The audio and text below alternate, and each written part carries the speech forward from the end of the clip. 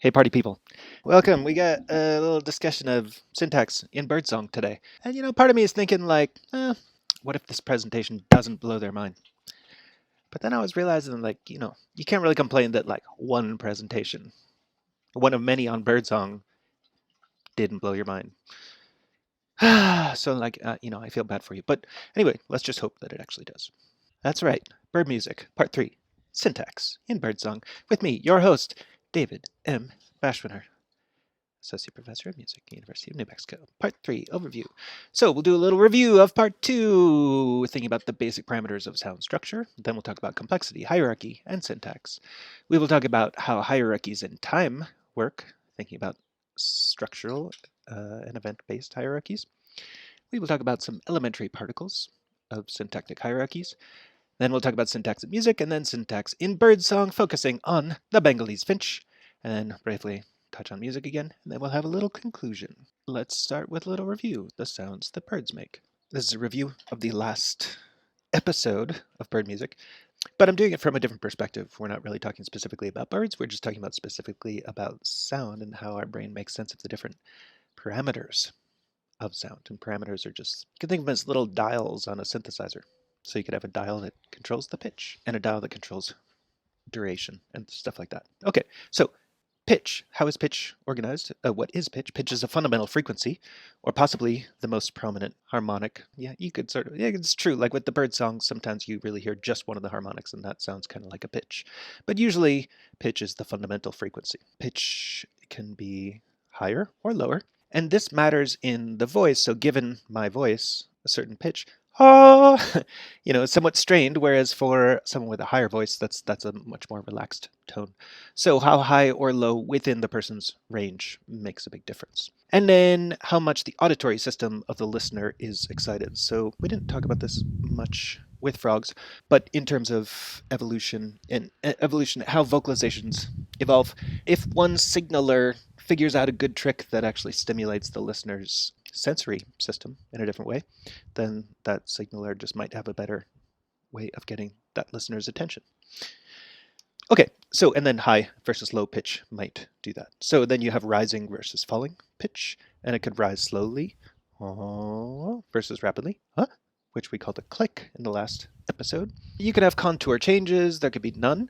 You could be one. That was an overslur. And there's the underslur too. You could have multiple, and they could be periodic. And if they're periodic at a particularly fast rate, then you call that frequency modulation or FM. Okay, then you have timbre.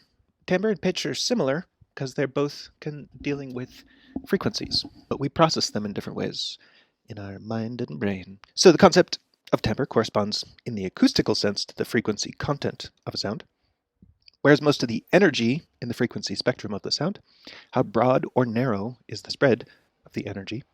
Is there a harmonic spectrum? Is there inharmonicity or distortion from, for example, sidebands?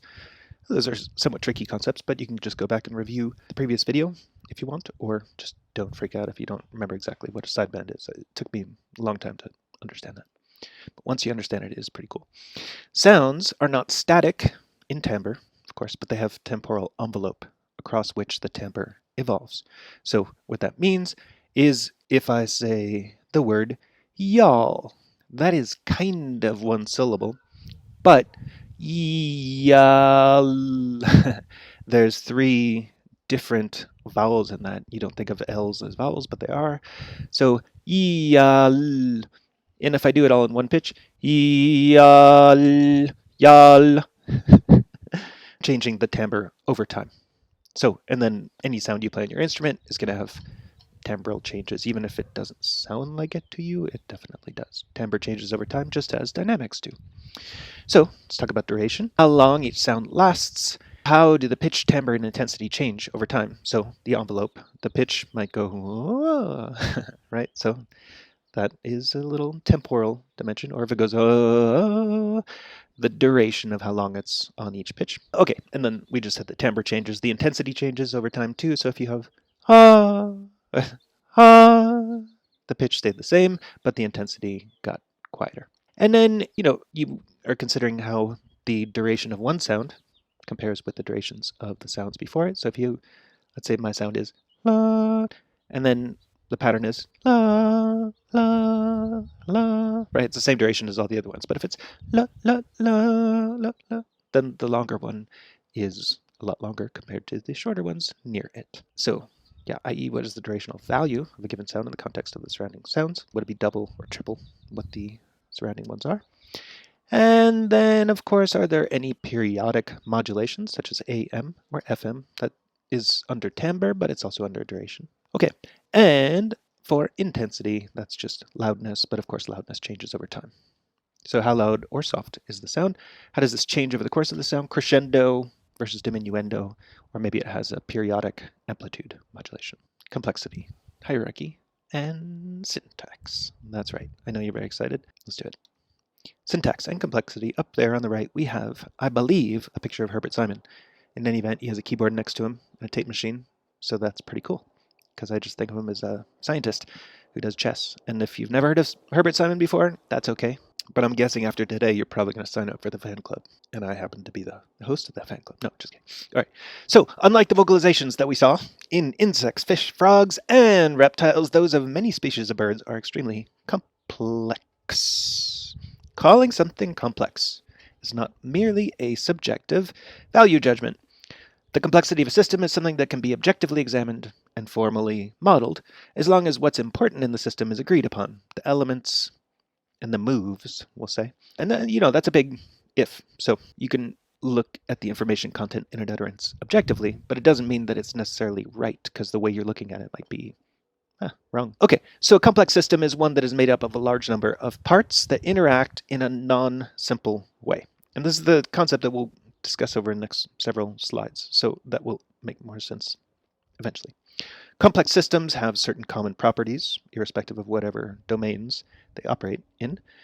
So for instance, with spoken or written language, you have things like topics, paragraphs, sentences, phrases, words, morphemes, phonemes, that domain of speech. There's domain of computer languages. I didn't write anything in there for examples, but computer languages are like spoken and written languages in some ways. Biology also is a complex system with many different levels, and this is what we'll be talking about when we get to hierarchy. Organisms break down into organs. Organs break down into tissues, actually tissues into cells. Cells have nuclei within them that have organelles and they have DNA. And then within the DNA, you have amino acids. Within the amino acids, you go down farther, you have atoms. Atoms have electrons and protons, neutrons, etc., right? So you can keep going down. They got quarks. Astronomy also is a complex system that's also hierarchical in this way, right? You got the universe, which has a bunch of galaxies. The galaxies have stars. Universe has 300 million galaxies, I think, and galaxies have about 300 million stars each. And then stars often have planets, and planets might have their own satellites, such as moons. Musical structure is like this, right? It's a complex system, so it has, it's got larger things like pieces that subdivide into sections, which subdivide into phrases, which subdivide into motives or subphrases, which subdivide into notes, and so on. Then social systems also tend to be like this: governments, militaries, universities, families. We'll look at that a little bit on the next page. And note that in some cases, listener psychology does matter, as with music and speech, whereas in other cases, it doesn't, like biology, astronomy, social systems. And that's something that will make more sense on later screens as well. Sometimes a complex structure, for it to be complex, it just like, something has to generate it, like the universe or the biological hierarchy that I have up there. But in other cases, that structure has to be replicated. So when someone speaks a sentence, you have to be able to hear what they're saying and then create a structure from it that you can import into your mind and perform operations on. So if someone's speaking in a way that you can't do that, then their complex system isn't going to be very effective at the level of you. It's not going to be super complex to the extent that you listen to it. So we're sometimes talking about, you can talk about what kind of complexity is in the utterance itself versus what kind of complexity the listener is able to derive from it, and those can differ. And that's something that we'll talk about in later lectures. We talk about it a bit today. Listener is probably never fully 100% accurate and high fidelity in replicating the structure of what they heard. But do you get the right gist? Now, I just want to point out a little caveat that it's probably the case that all hierarchies have to be replicable to be stable enough to continue existing. But human or animal psychology imposes limits on the replicability that differ from those of physics biology. So DNA has to be replicable, obviously. Within astronomy, structures in astronomy have to be stable, at least. And stability is a kind of like replicability from moment to moment. So that's worth thinking about. And like I said, we'll get more in depth. This will all make more sense as we go through many examples. Okay, complexity implies hierarchy. On the last screen, I didn't use the word hierarchy at all, I think, except when just in my little speech things. But if you completely ignore all the words that I'm saying, the words on the screen did not use the word hierarchy. But basically, anytime you have hierarchy, anytime you have complexity, you probably have hierarchy. So let's check this out. Complex systems are not just complex, they tend to be organized hierarchically. That means there are relationships between parts at different levels, sort of like we're going to see in a minute with the university system at the bottom right. At any given level, parts of a subgroup relate to one another more than they do to parts of other subgroups. So, example of the university. Students in a given class tend to interact with one another more than they do with students in other classes. So students in this animal music class might interact more with each other than they do with students in my Music Theory 2 class, or in someone else's Music Theory 1 class, or Theory 4, or Theory 3, or, just any class. And it's like, you're still allowed to talk to those other students, but the likelihood is you're going to talk more with students in your class. And then students in that given class also report to their teacher, more so they do to other teachers. So like our very own Matt Lind is teaching Theory 1, so all the students in our class are much more likely to interact with me than they are with Matt Lind, unless they're also taking Matt's class. When it comes to teachers, we all report to our department chairs, and we might interact with, I might pass a different department chair, the art department chair in the hallway, but it's much more common that I talk with my own department chair. The chairs also interact more with their own deans and with other chairs in the department, whatever, blah, blah, blah. Okay, so a university is structured that way, and that is both, you can see it is a hierarchy of interaction, that it's a structure that you could sort of put on the page, but that structure describes temporal interactions among things. So this is not, it's not a really simple concept. It's not simply that this is how it works on paper. It really does reflect behavior in a way, even though it's not like you can't talk to other people in other classes. It's just a tendency. Okay, on the next page we'll look at Bach's family, which is another kind of hierarchy, his family tree. And then in the social realm, hierarchies are often much more tangled than this. So that's the idea that I know at least one of our students in this class is also in my Theory 2 class. So if you looked at the bottom here, these, like, that student might, the end of this arrow, that might be one of those students, and that student might also be in some other class that's over here. And some of you are in multiple departments, right? Some of you certainly are in multiple classes. So that is a kind of tangled hierarchy. It's not perfect. But so why do complex systems tend to be organized hierarchically? Let's ask this. Hierarchies are more stable, they evolve faster, and they last longer in evolutionary time. So that's important because it doesn't mean somebody invented a hierarchical university at some point, and then everybody is now copying that person by following the rules of the hierarchy that that person created. It's that when academic systems are created, the aspects of them that end up being hierarchical, organized hierarchically, end up being the ones that sort of stick around generation after generation. Since hierarchy is more stable, therefore anything that's not hierarchical tends to be less stable, and then tends to be lost over evolutionary time. All that is needed for hierarchy to evolve in any system is the possibility for stable intermediate forms, and we're going to see this on the next page with the example of Hora and Tempus. Oh, it's not the next page. This is the Bach family tree. Well, you're going to like this, but eventually you'll see Hora and Tempus. This is the Bach family tree. I know it doesn't look like the Bach family tree, but if you have very good eyes, you might be able to tell that that guy in the middle is Bach. The big Bach. We'll just call him B. But everybody here is Bach. So yeah. And then I put that he's 100% related to himself. You'll kind of see that in a bit.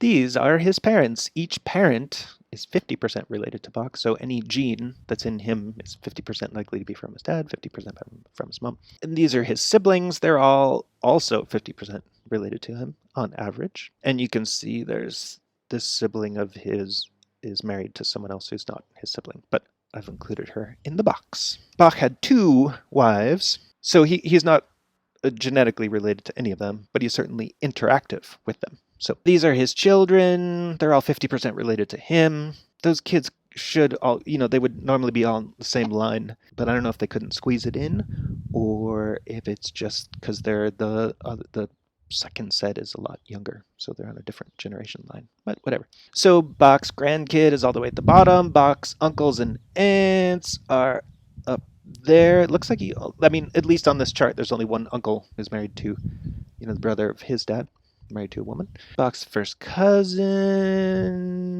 Oh, sorry, that's an uncle and aunt.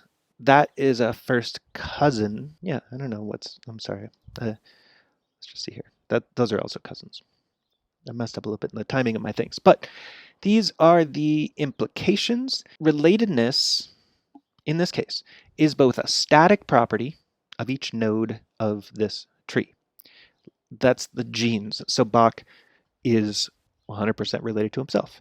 He is 50% related to his parents, to his siblings, and to each of his kids. So they're actually near him on the tree, and where they are in the tree, that position reflects that kind of genetic relatedness. Okay.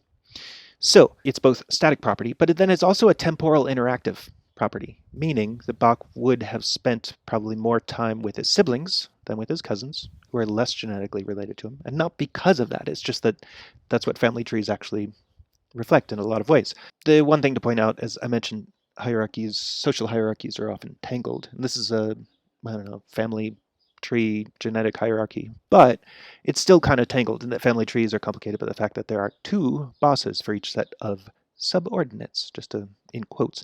So if we looked at the provost idea on the last page, the provost is the boss of a couple of deans, and the deans are bosses of a couple of department chairs, etc. In a family tree, there would have to be 2 provosts that have sex and then give rise to the deans. And then the deans, each dean is actually 2 people that would have come from different provosts, right? So it's a little absurd to say it this way, but I actually kind of like it. Maybe I'll propose that to the university administration. Oh, this is the wrong picture. Okay.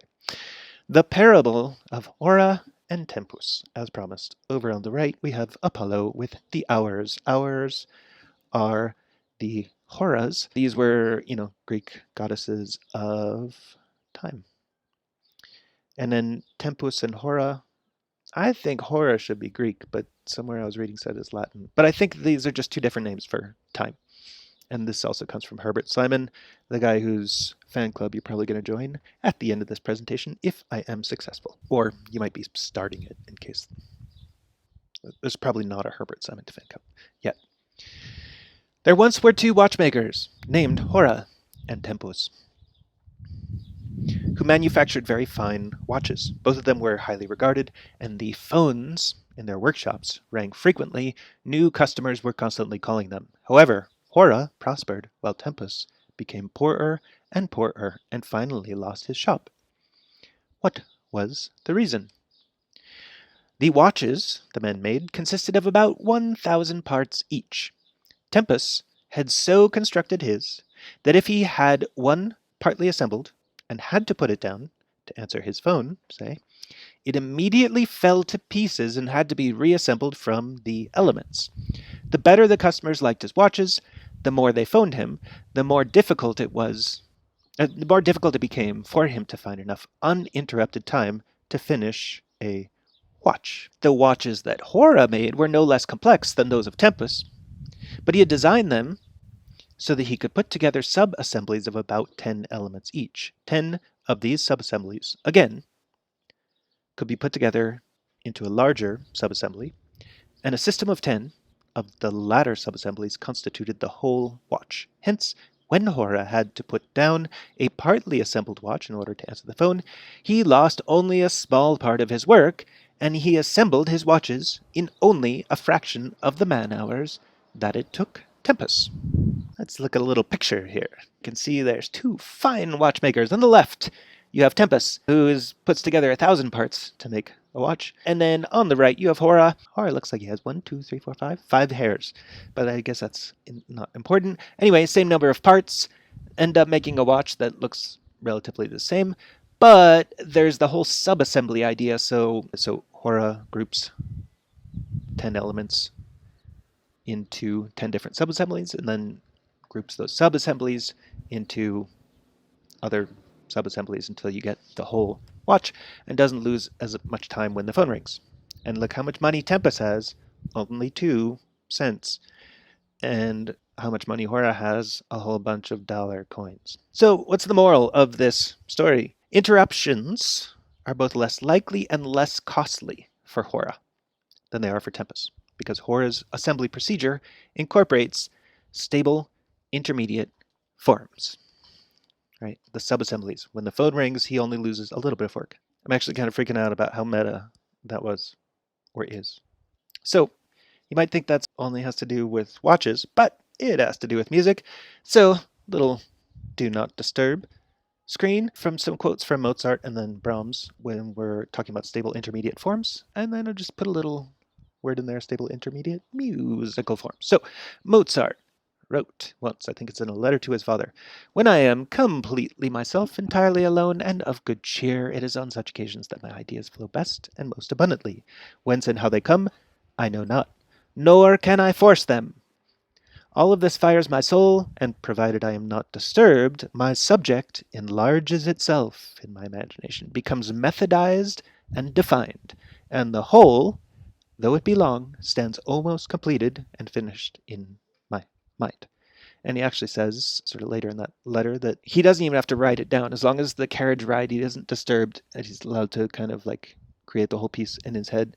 As long as he gets to the end, it sort of stays there as a frozen form, a complete static hierarchy, as it were, that represents a temporal utterance of music, and it's pretty stable. He doesn't have to write it down then, he just has to write it down sometime. And writing it down is just a laborious task. It's just like copying it from the mental structure. But if it gets interrupted before it finishes it, it all dissipates. Sort of like with Tempus. Now, here we have Brahms. Brahms really says something similar, and I have 3 quotes from Brahms from this awesome book by a guy named Abel, A-B-E-L-L, who interviewed Brahms at the very end of his life, a couple months before he died. So, Brahms is explaining how he becomes inspired to compose. So he basically says he's never composing anything, like he doesn't compose anything good unless he's just inspired by God. How does he get into that state? He says it cannot be done by merely willpower working through the conscious mind alone.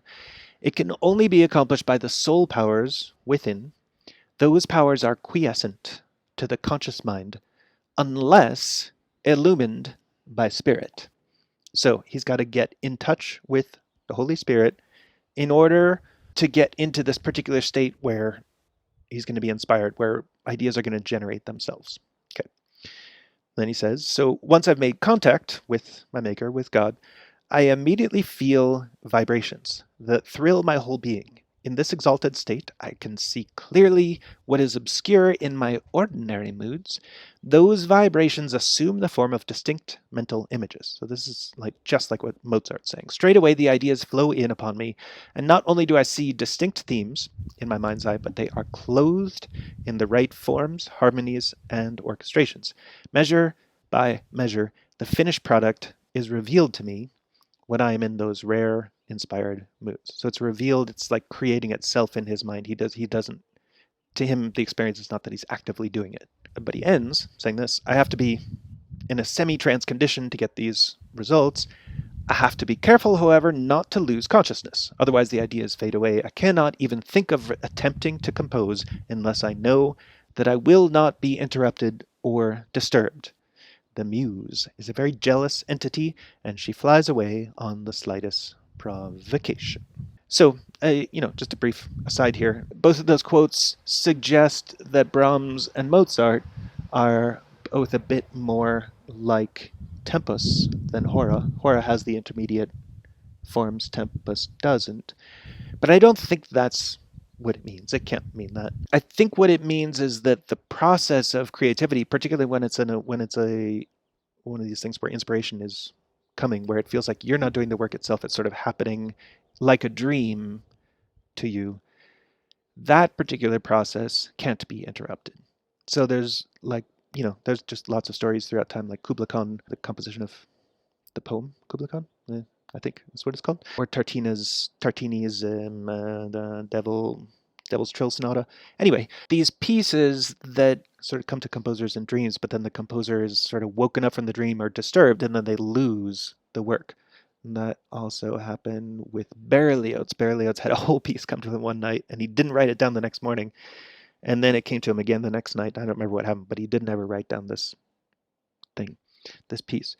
So I think so it doesn't say that those composers weren't able to create intermediate forms. They definitely did. Beethoven is always doing, writing down intermediate forms in his sketchbooks, you could say. But I think it says something about the creative process. And so this is definitely really, right, not just about hierarchies and watchmakers. This is about music and like the music that these composers cared most about, and presumably that we care a lot about too. Non-hierarchical complexity. Randomness is the opposite of organization. So if I come up with some random procedure, generate some music, you'll hear it and be like, oh, that's super complex. And that's complex, it's complex to listen to, but it's not actually complex in the information sense. So here's an example. 52 pickup. I don't know if you know this game, but you have a little kid that you're babysitting and the kid's annoying you. So you say, okay, do you want to play a card game? And the kid says, yeah. And you say, do you know the game 52 pickup? And hopefully the kid doesn't, because otherwise the kid's going to play it with you. But they say, no, I don't know that game. So you take a deck of cards and you say, are you ready? And they say, yeah.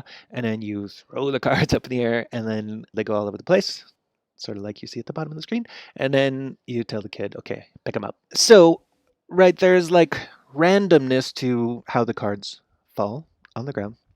They're not ordered, and there's a kind of complexity there, right? If you had to like look at that image and then recreate it for yourself, that would be a lot harder than if you looked at, let's say, the image of someone playing solitaire. You could recreate solitaire in your head by following the syntax that's there, that's inherent in how the game is played. So there's complexity in 52 pickup, but it's a non-hierarchical sort.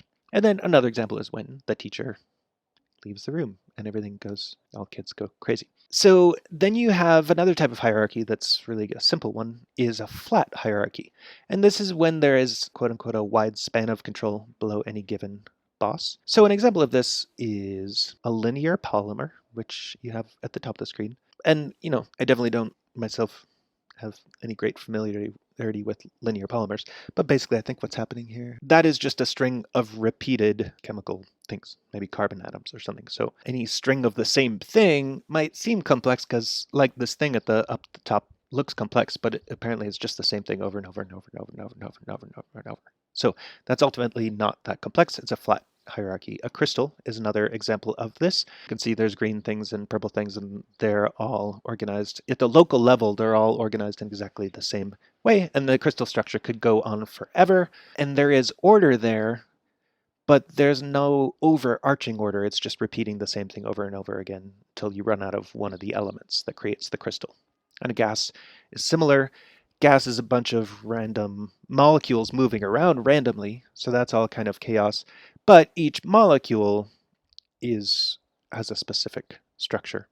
So it's structured at the local level, but not at the upper level. A little example here would be for the university setting, if you had the provost, that would have to be directly in charge of all the students, has to teach all the classes, run all the departments, etc. That would be hard. That would still be a hierarchy.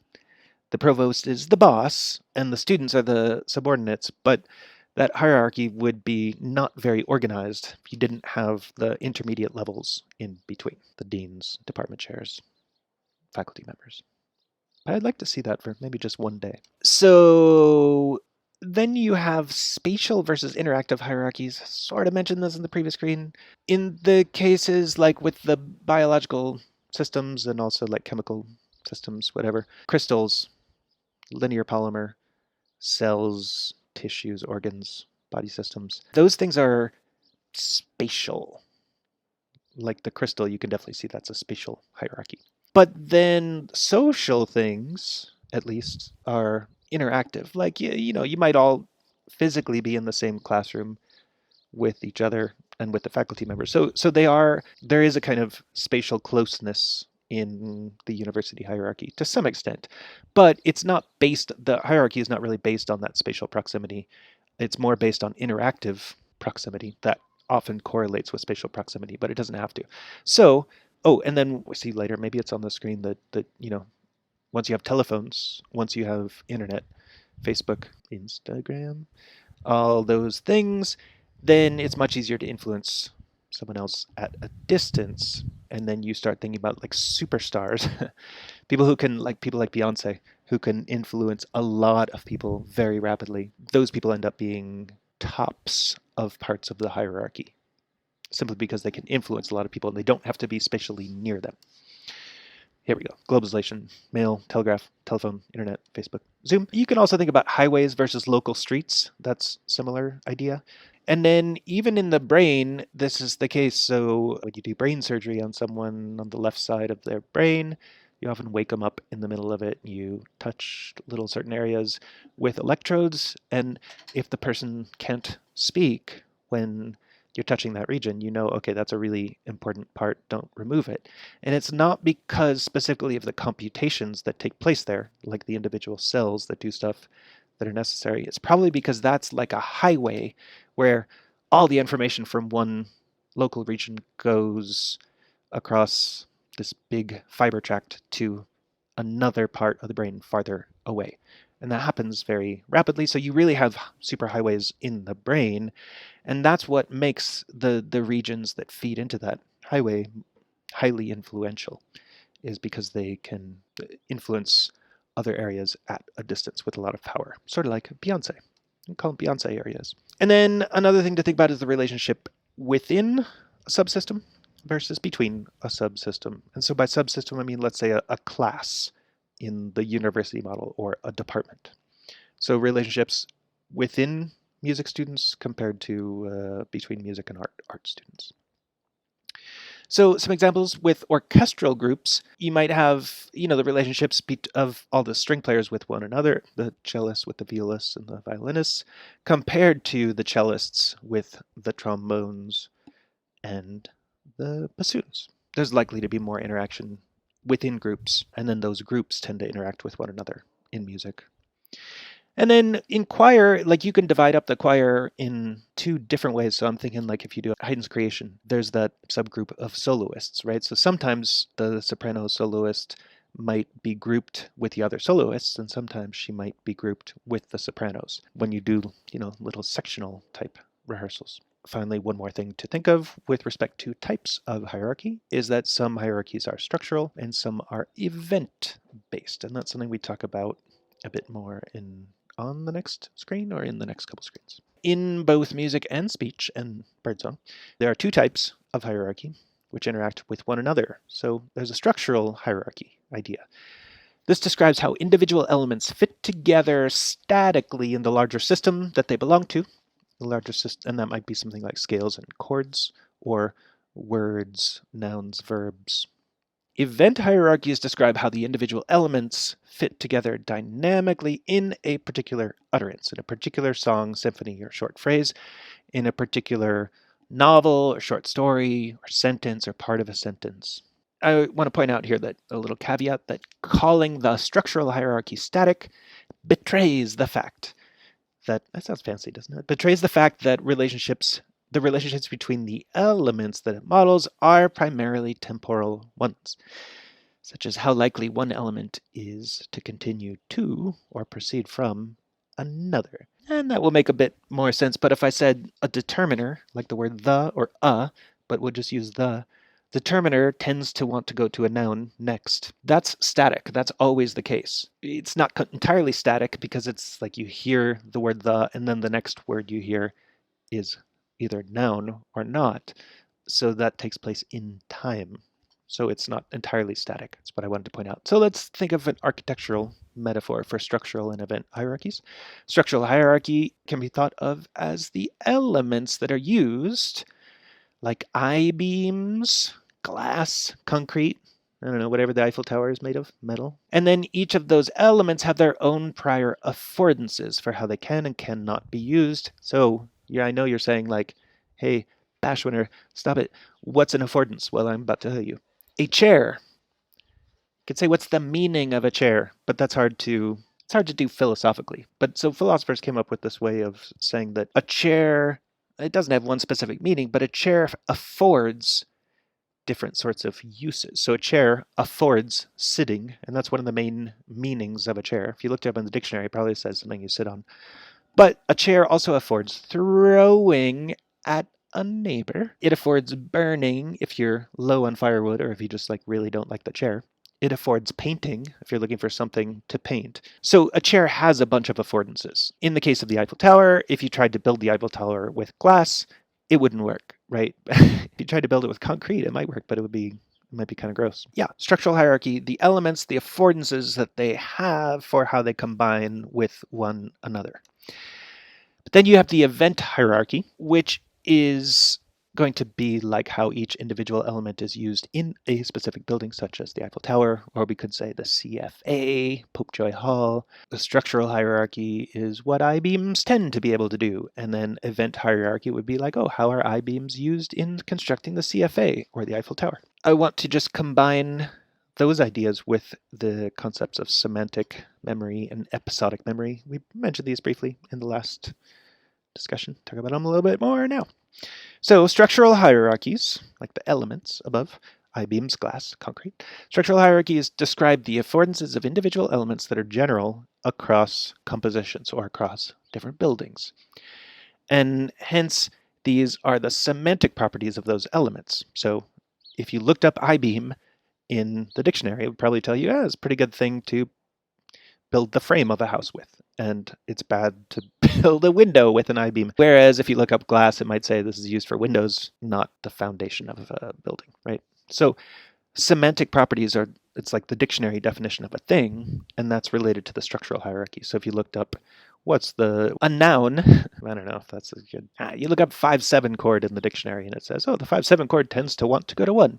So that's how it fits in the structural hierarchy, and that's what its semantic properties are. Okay, so that's how it all goes together.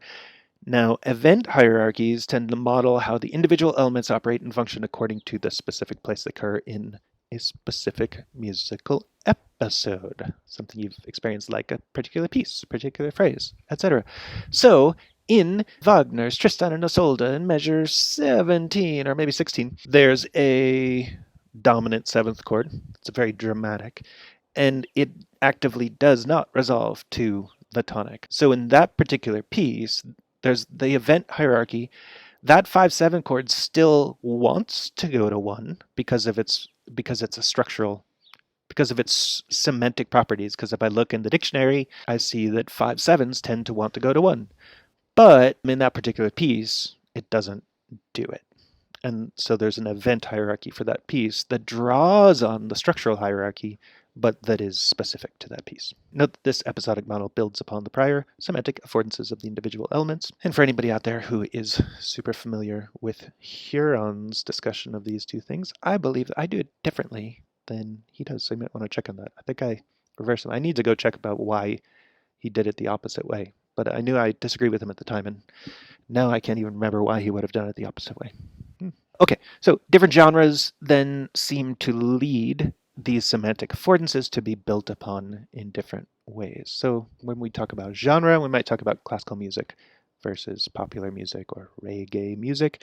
And this is an example that David Huron actually does give, which is he says that 5 going to 4 is pretty uncommon in classical music, but it's pretty common in popular music. So in the same way that if you know 2 different languages pretty well, you have sort of like 2 different ways that your brain processes what you're hearing. It's almost like 2 different operating systems in your brain. So like you might have that for genres as well for music. I mean, that's something I don't know the answer to that, but that's something interesting to think about. I just want to do one little continuation of this idea by going from thinking about just memory to thinking about expectancy. So memory, we talked about this in the last lecture. These are flip sides of a coin of one another, even though we don't experience them that way. But when you remember something, it's because you experienced it. And then when you're experiencing something new, you're using your memory in experiencing the new thing. So memory is retrospective. Expectancy is prospective, but they're presumably very similar or exactly similar, just kind of like opposites or flip sides of the same coin. When we're listening to music or speech or birdsong, if we're a bird, we don't just take in the sound, we actively predict the incoming sounds as we hear them. I'm going to give you just a quick example, and we might talk about this more at some other point, but the horse raced past the barn fell. That's a famous garden path sentence. The horse raced past the barn fell. If I don't say the word fell at the end, the horse raced past the barn, you're fine, right? When I get to the end, the horse raced past the barn fell, that doesn't make grammatical sense, and you realize, oh, did I make a mistake earlier parsing it? So then you go back and you revise it, and the horse that was raced past the barn, that was being raced past the barn, or that was raced past the barn, fell. So you realize that raced, the horse raced past the barn, raced is not a past tense active verb. The horse raced past the barn. It is a past participle. The horse that was being raced past the barn, it's sort of like an adjectival phrase that decorates horse, elaborates horse. And then the verb, past tense verb, is fell. So that's called a garden path sentence. And a similar idea is the deceptive cadence.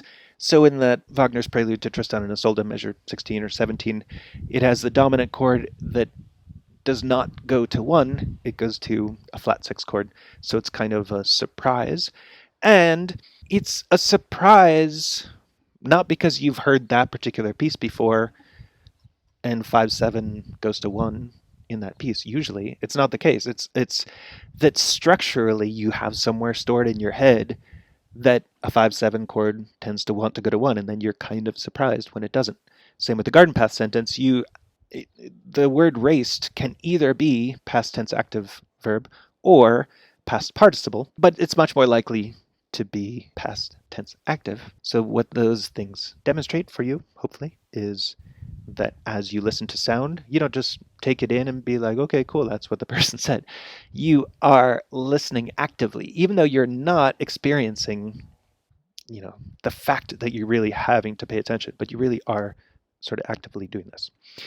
If we have never heard a particular piece before, say Tristan and Isolde by Wagner, we do rely solely on our semantic memory, structural hierarchy, in formulating our expectancies about what is likely next to come. So we hear the 5/7 chord in measure 16 or so, and we are expecting it to go to 1, just because that's what 5/7 chords usually do. And that's called schematic expectancy. So notice that the idea of memory there ends up becoming expectancy, right? Flip side of the coin. If we have heard the piece before, we're still using semantic memory, schematic expectancy, but we also have a kind of episodic trace. We remember going along that specific path in musical space and how it violates the schematic hierarchy or goes along with the schematic hierarchy. So if we've heard a piece before, we also listen with episodic memory from the event hierarchy that we created as we predict our way through a new rehearing. So I, David Ashwinner, know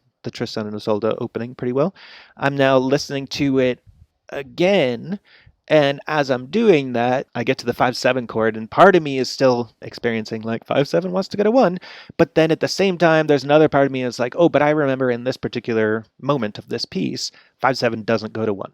It goes to 6. So that's my episodic memory event hierarchy for this particular piece, and we call that veridical expectancy. So schemas give you schematic expectancy. Veridical, that word, I think it comes from the word for truth. So what truly happens in this particular piece. Just on this idea, with schemas, schematic expectancy, you can call those types, and with veridical expectancies, you can call those tokens. So a specific piece is a token, piece of music generally is a type. Okay, hierarchies in complex systems. This is just a little review. There's Herbert Simon again at the top playing children's games, I think. So some properties of hierarchies. Then we'll take a little pause. The individual elements tend to be discrete rather than continuous. We'll do that a bit more in a couple slides. The parts interact in non-simple ways. The whole is usually greater than the sum of the parts. That's what it should be say. It'll be non-trivial, in other words, to determine the properties or meanings of the whole from an examination of just the properties or meanings of the parts. So let's say you took all the words in a book and you jumbled them up and you just said, oh, there's about 240 the in the book. That wouldn't tell you anything. You kind of need to have them in the right order, and then you're like, oh, this is a devastating story about so-and-so doing such and such. Elements at any level will be related to one another based on principles of binding. That doesn't make sense to you yet, but we're going to talk about Legos in a minute, which can be combined in various different ways. So think about that. The relationship between the elements within subsystems will be stronger or otherwise more significant than relations between elements of different subsystems. For example, in the Bach family, the siblings are more closely related to one another than cousins, and they're also probably more interactive, living in the same house, etc. And students in the same class, more likely to interact with one another than with students of other classes. And while hierarchy can be thought of as a static representation, it can also be thought of as a process, such that it can be a recipe for creating the complex system. We'll see this with music, Beethoven's Fifth, a little bit later on, but for now, imagine the following recipe. Begin with 0 and 1. Determine the sum of these. 0 plus 1 is 1. Now, add the last element, 1, to the sum, 1, and you get 2. 1 plus 1 is 2. Now repeat that. Add the last element, 2, to the sum. Add the last element, 1, to the sum, 2, and you get 3. Add the last element, 2, to the sum, 3, and you get 5.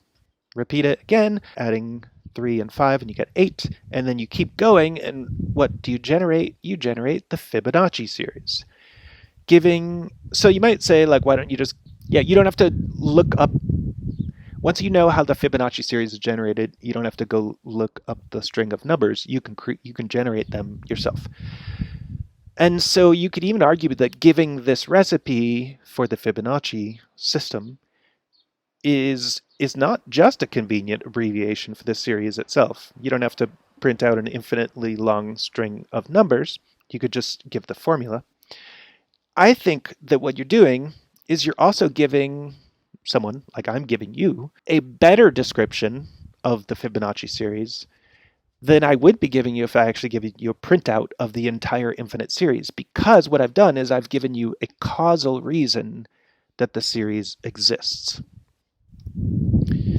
So, let's say to half of you, I give a printout of the whole Fibonacci series, while to the other half of you, I give the recipe.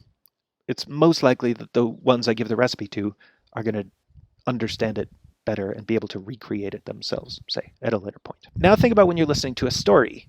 You probably make a reduction like this. You hear the string of Fibonacci numbers, and then you kind of figure out, oh, the recipe that generates this data is add the last two numbers, and then repeat.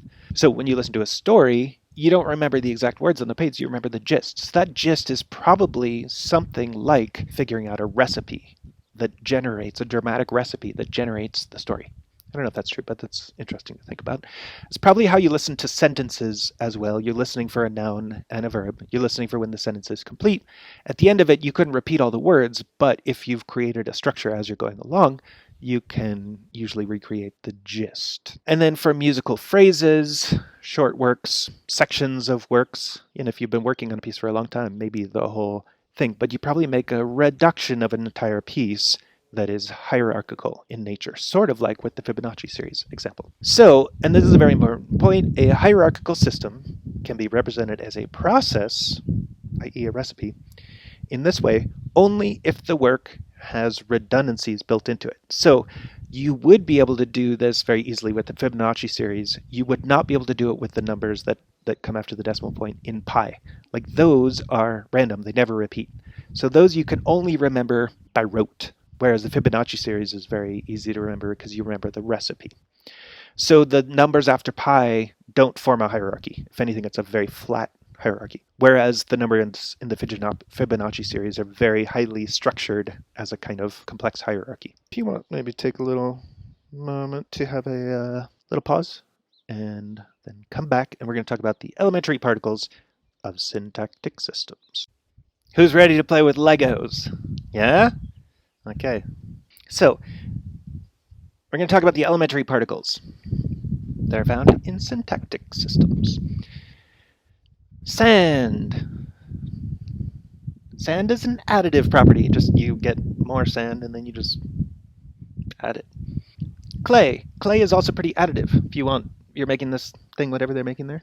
And you want some more clay, you just lump on the more clay. Slightly different is if you're making adobe bricks. There, you're taking clay and you're going to lump it together, with grass and stuff like that. But then you're breaking them. You're subdividing all the clay up into individual bricks. So you're kind of making Legos out of the bricks. So that's a little bit different. Okay, then you have Legos. Legos are not like sand, right? In some ways you could just have more, you just keep adding more Legos.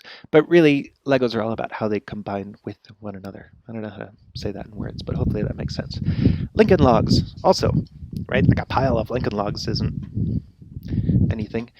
But Lincoln Logs aren't really they don't just add up in piles when you're making something like they do with sand or clay. Rather, there's specific ways in which they connect with one another. There's a kind of syntax of how they connect. And the same would be of puzzle pieces, and puzzle pieces are just more extreme in this regard because, ideally, there's only one particular way that any one piece can connect with all the other pieces in the puzzle. So it's very, very, very highly specific, restrictive syntax to how the individual pieces are allowed to combine with one another. So these things all take place statically in time, right? Building materials.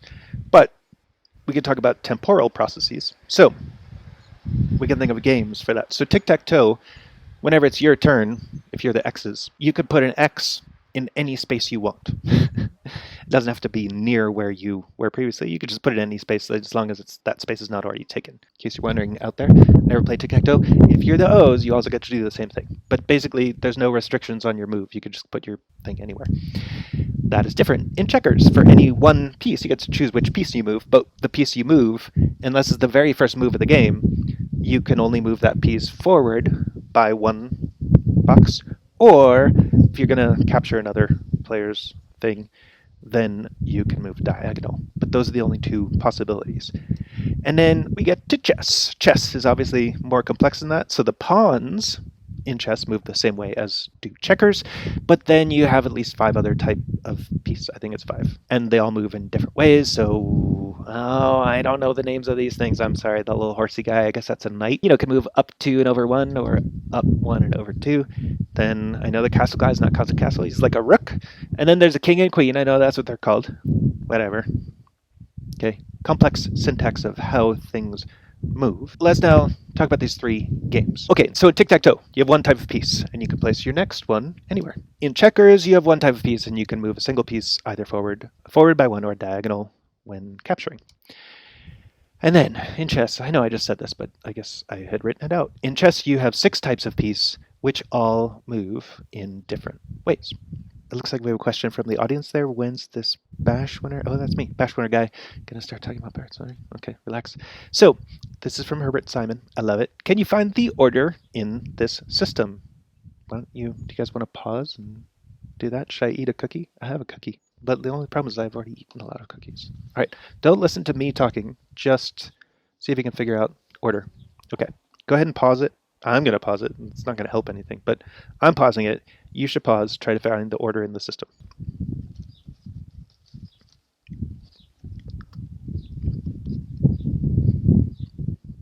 Oh, sorry. Are you trying to... You can't see the... All right, how's that? I'm going out without you. A, B, C, D. Let's find all the... There's a bunch of A, B, C, Ds. All those. Okay. There's an M and OP. We can find all the M and OPs. R, S, T, U. Oops. There's going to be some more RSTUs, but we're also finding the HIJKs. RSTU, HIJK. Alrighty. So from here, we can say, okay, we pretty much figured it out, but we can go further.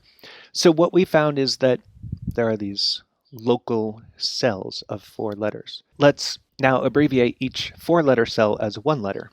So we'll just call this one A because that's the first letter in the cell. So A represents A, B, C, D. So we can put an A in each of these guys. Now let's take M and OP. Let's just call those M's. So we take all the M and OPs and put M's in them. All right. And now probably next is the RSTU, which we'll call R's, R. And then HIJK we'll call H. Okay. So that's sort of like the first that's the first structure that we've seen in this. And at first it looked super complex, right? 1, 2, 3, 4. 16 times 4 is, I don't know, 64. Is that right? Yeah. So there's 64 letters, and at first it looks like 64 random letters. Then we're like, oh, there's order in there. So what we're doing is it's called finding redundancies. So there's redundancy because there's a bunch of ABCD cells, and there's a bunch of MNOPs, there's a bunch of RSTUs, there's a bunch of HIJKs.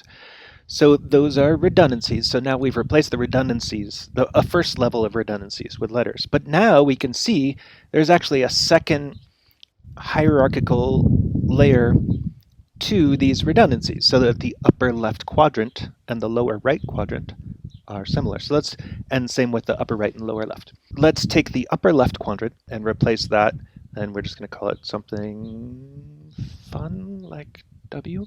Okay, so we can take bottom right call that W also. All right, and then the upper right we'll call X, and then an X. All right.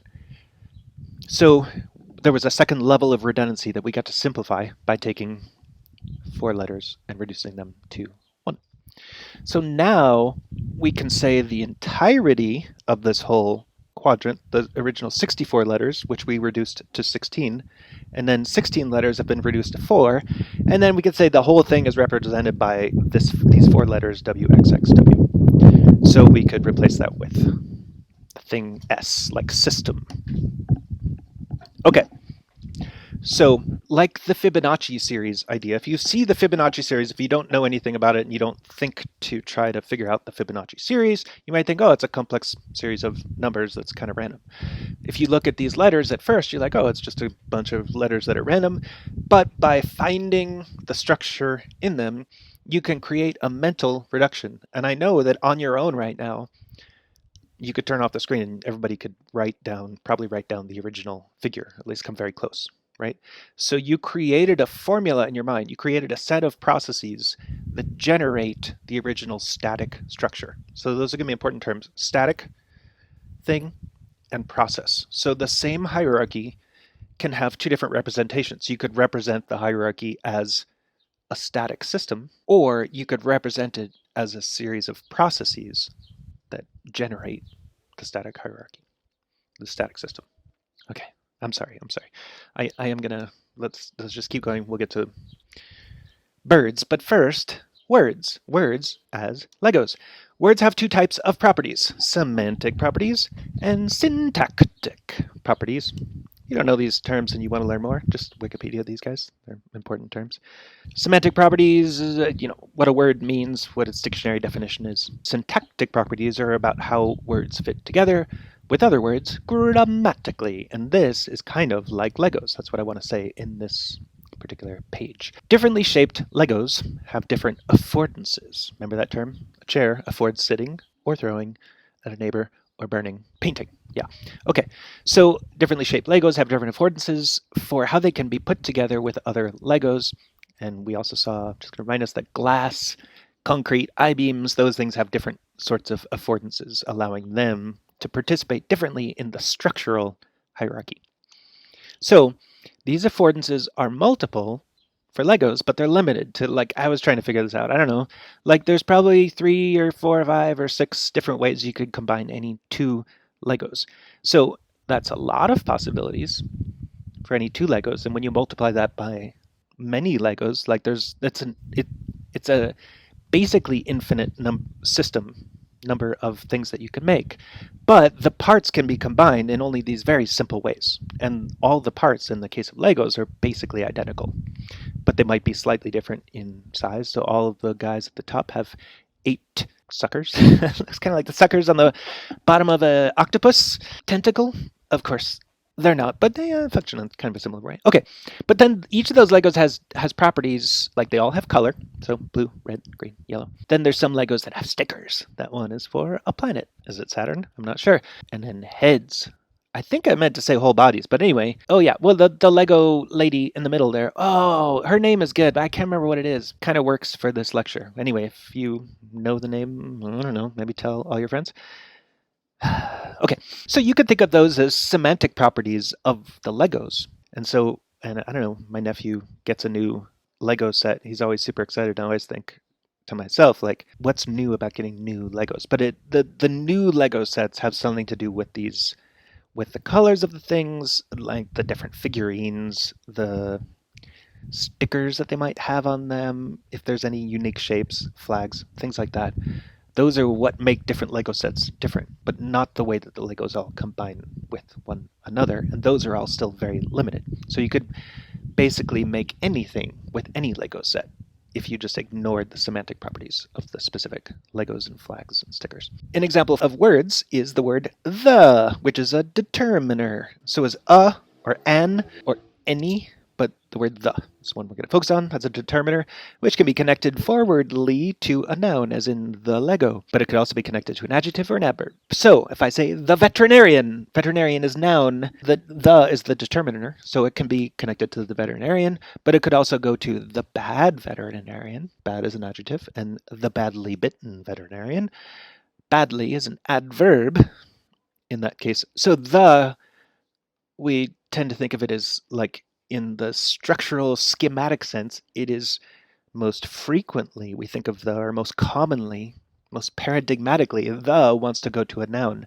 But it can go to an adjective, and it can also go to an adverb that is describing another adjective. So then we talk about the Lego shape of a word, which would be its syntactic affordances, such as the word the could go to a noun, an adjective, or an adverb.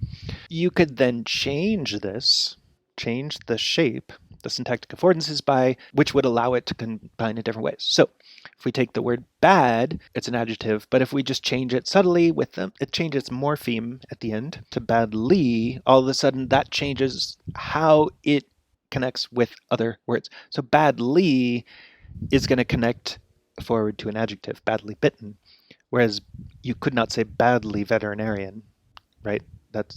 They don't combine in that way. You try to put those Lego pieces together and it doesn't work, or those puzzle pieces together, it doesn't work. So words you can think of as Legos with some syntactic properties for how they combine, and semantic properties for what they end up meaning. And then the word bite, active verb. If you say bitten, it becomes an adjective, right? So you can't say bite. You could say bite veterinarian, but you're sort of changing the word of bite, the meaning of bite. But if you say the bitten veterinarian, then you have made it Lego combinable. Let's look at an example from music. Here's a little piece by Beethoven.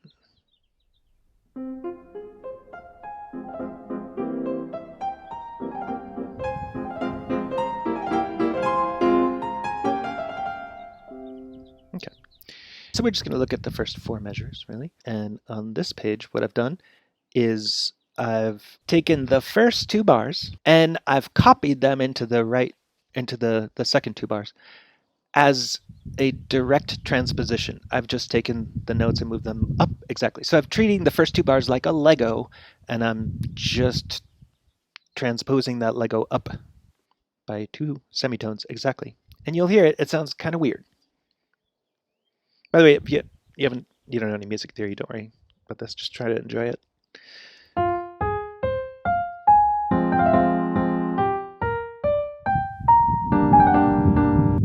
Okay, so I mean, that's fine. Definitely does not sound like classical music. It's a little bit unusual. So one thing that's unusual is that we have this accidental here on the D and the D.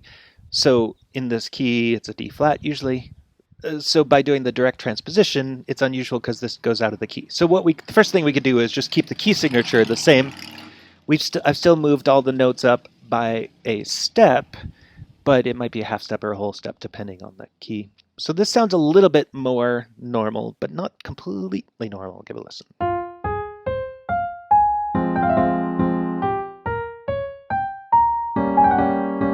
Okay, so that's like I added another Lego, but I changed the Lego a tiny bit to make it a little bit more combinable with the first one. And now the third version is what Beethoven actually does that you heard on the previous page. He is still doing the same, you can see the same general idea, but instead of a B flat here, he's got a C. Instead of a D flat there, he's got an E. And then down here, instead of a G diminished chord, he's got a C dominant chord. Well, I think there's supposed to be B flat there, but anyway, that doesn't matter. I don't know if there is. Okay, so let's listen to this. So what's happening in this case is it's sort of unusual to go one chord and then a two chord. So he goes one chord and then goes to 5-6-5, which is like slightly more common. So let's check it.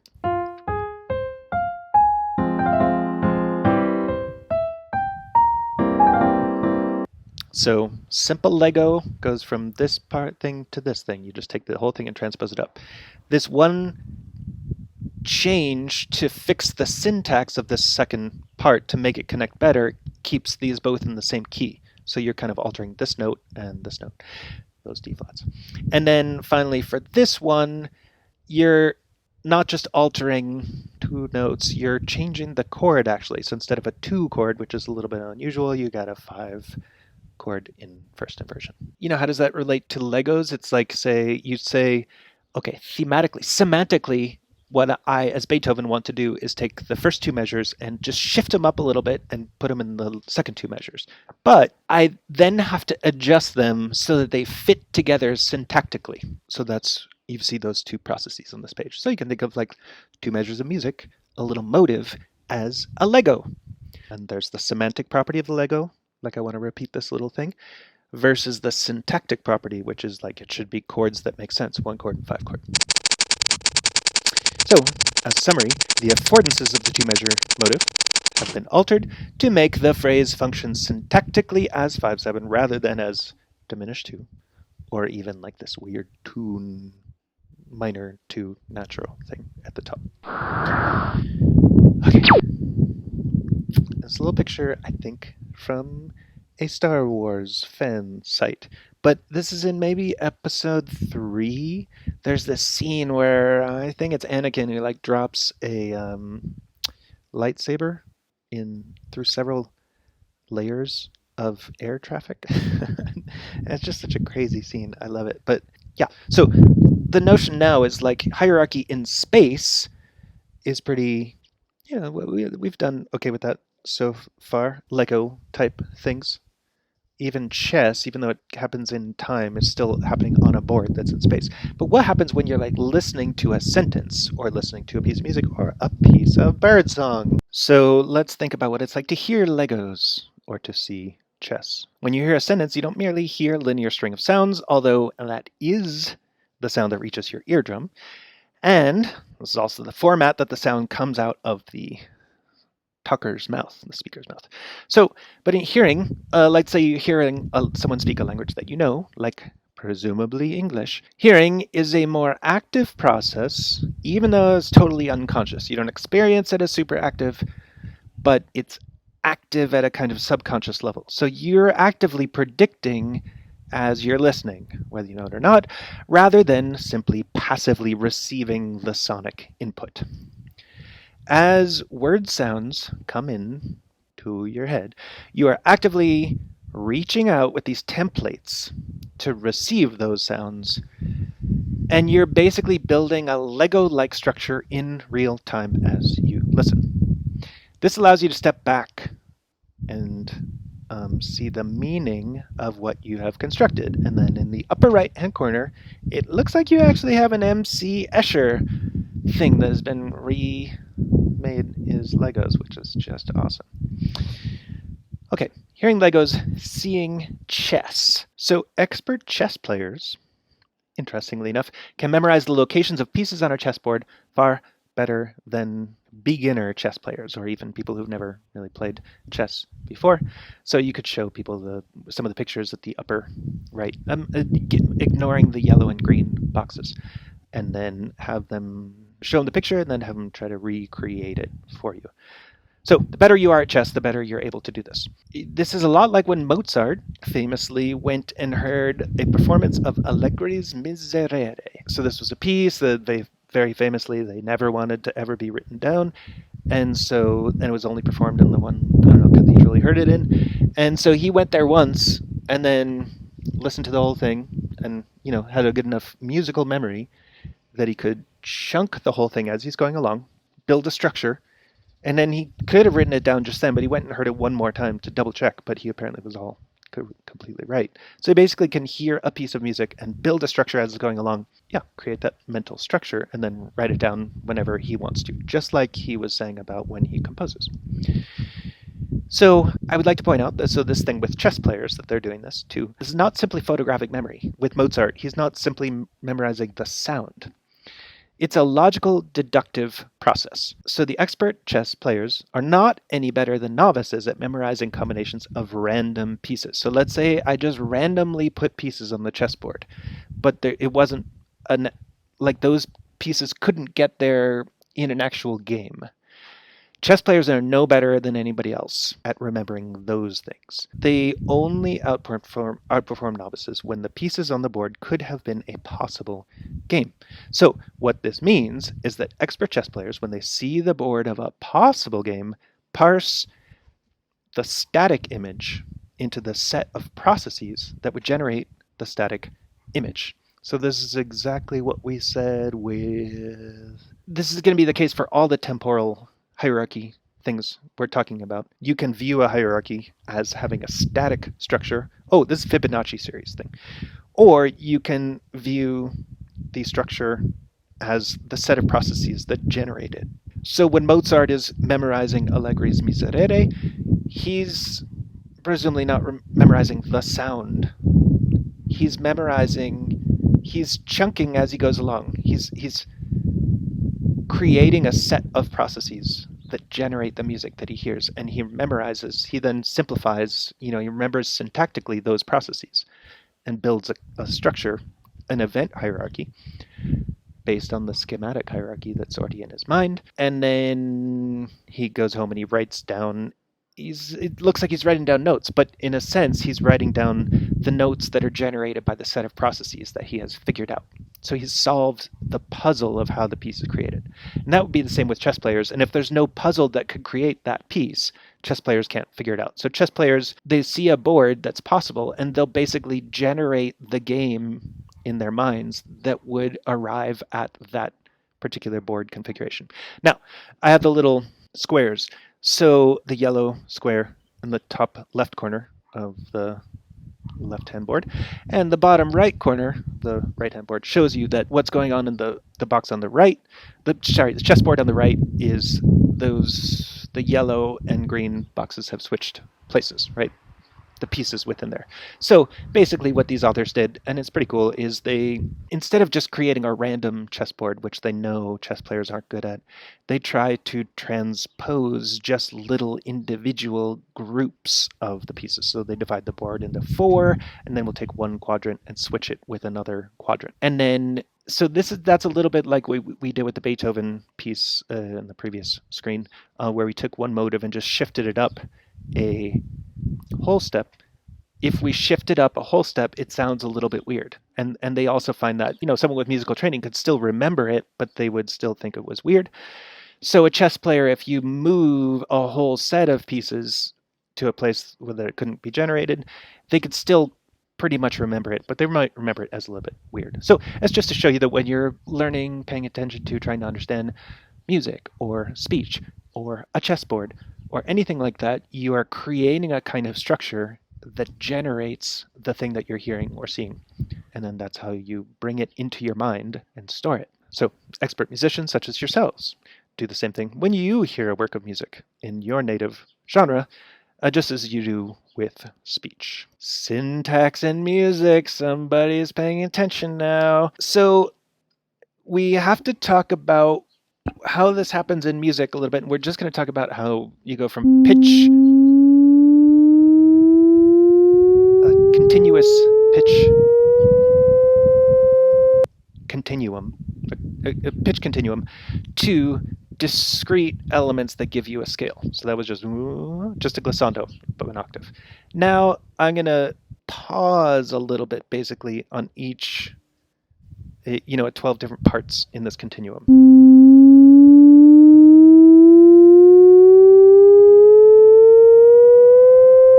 Okay, just slightly, a little bit more.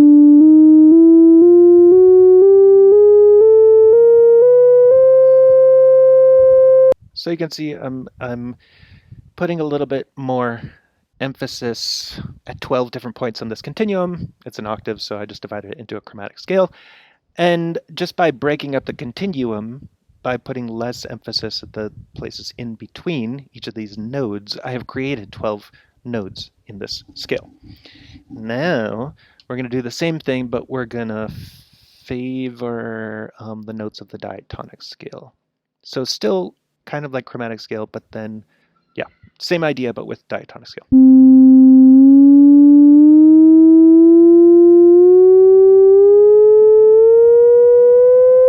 So those are the ones I gave a little bit more attention to, now a little bit more so.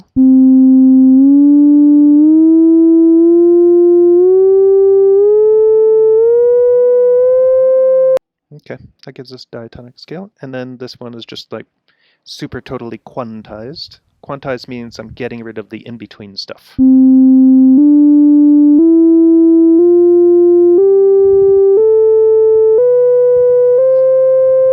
Okay, and so obviously I could do this with any scale, not just any major scale, but any type of scale. And I certainly wouldn't have to use equal temperament.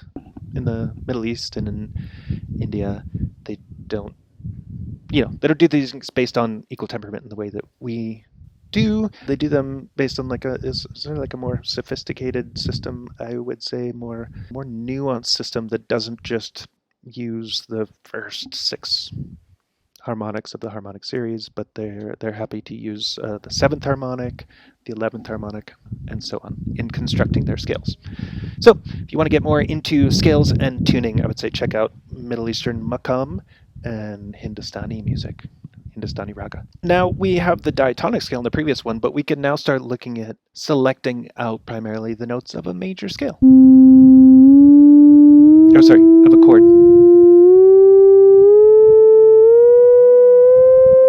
Those are our diatonic notes.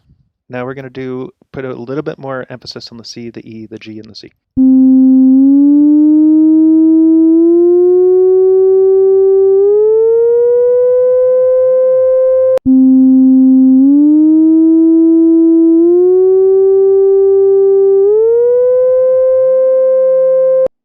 I don't know why I played it twice.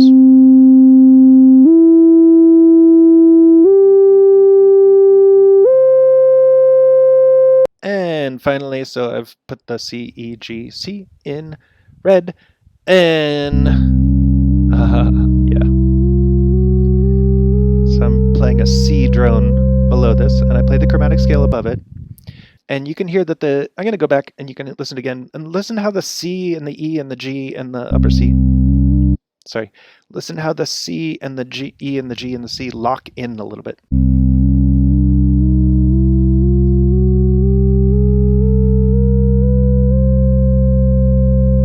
Yeah, you can hear it more if you go real slow. And here I'm just going to rhythmicize it to put more rhythmic emphasis on the C, the E, the G, and the C.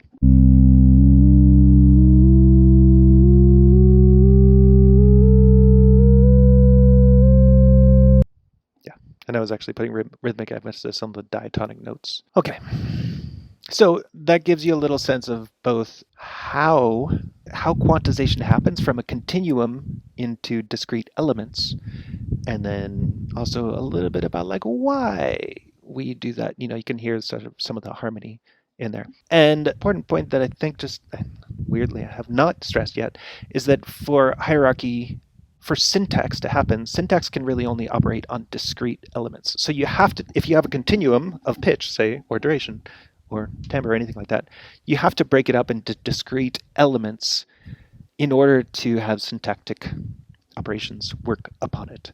With Legos, you can't just have Legos of all different sizes without any connections between them.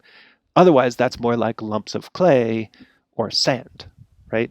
So lumps of clay and sand are continuous systems, and it's only when you treat them as Adobe bricks that there could be a syntax of them. Beethoven's Fifth.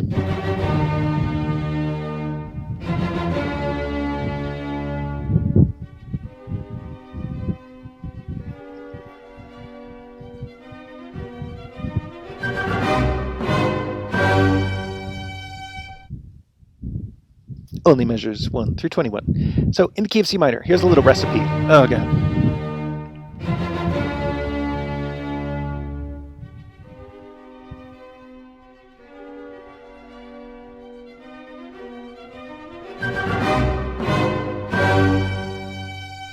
Well, I guess you got to hear it twice. So in the key of C minor, strike the fifth scale degree, ya, 3 times, la pa pa, and then the third scale degree once, holding the final note. Call this the motive, la pa pa bum. That's the motive. Da, da, da, da. Now repeat the motive a step lower, holding the final note even longer and pausing again. So you've got la da da dum, now a step lower, la da da da, and you're holding the second note a little bit longer. Recipe, now repeat the motive 3 times in succession before holding the final note, la da da da da da da da da da da. But using the scale degrees 5 5 5 3 6 6 6 5 3 3 3 1, right? Okay, and then you're going to hold the final note. La da da da da da da da da da da. We're going to call this subphrase 1. And we consider it a composing out of the tonic chord. Why? Because you have la da da dum. All those notes except for the A flat are notes of the C minor chord. Okay, for step 4, create subphrase 2 by repeating step 3, but now composing out the dominant chord. This is just like we saw with Beethoven, the F minor sonata, where he repeats the motive but repeats it on the 5 chord instead of the 1 chord. Okay, so we're going to create subphrase 2. So we've got la da da da da da da da da da da, but instead of emphasizing notes of the 1 chord, we're going to emphasize notes of the 5 chord. This gives us ya da da dum, ba da da da da da da. 5 5 5 2 6 6 6 5 4 4 4 2. And we can hear that subphrase 1 was ya da da da da da, and subphrase 2 ya da da da da da da da da. Right? So similar, but different. First one is on 1, second one's on 5. And now, since subphrases 1 and 2 suggest the first half of a sentence, which you might not remember that term, but it's A prime B, the ratio of 1 to 1 to 2. That's just a dictionary definition of what a musical sentence is, so don't worry if you don't remember that. Complete the sentence with subphrase 3. You've had la da da da da da da da da da da da da da da da da da da. Now we're going to make a third subphrase that's the length of the sum of subphrases 1 and 2. Right? It just means it's twice as long as either one of those phrases. And here's how you're going to do it. In doing this, make subphrase 3 itself a sentence using the motive la da da da, but extending it da. Continuing the scale to scale degree 2 after holding scale degree 3, and then repeat la da da da dum, and then ya da da da bum bum. Now complete subphrase 3's sentence by continuing the motive down to scale degrees 1 rather than 2. La da da da dum. That's 1 instead of ya da da da dum. Right? La da da da dum, and then ending on scale degree 5. Pa, accompanied by half cadence. Yum, bum, bum, bum. Pause there, pausing on 5 chord, makes it a half cadence. Shall we listen one more time?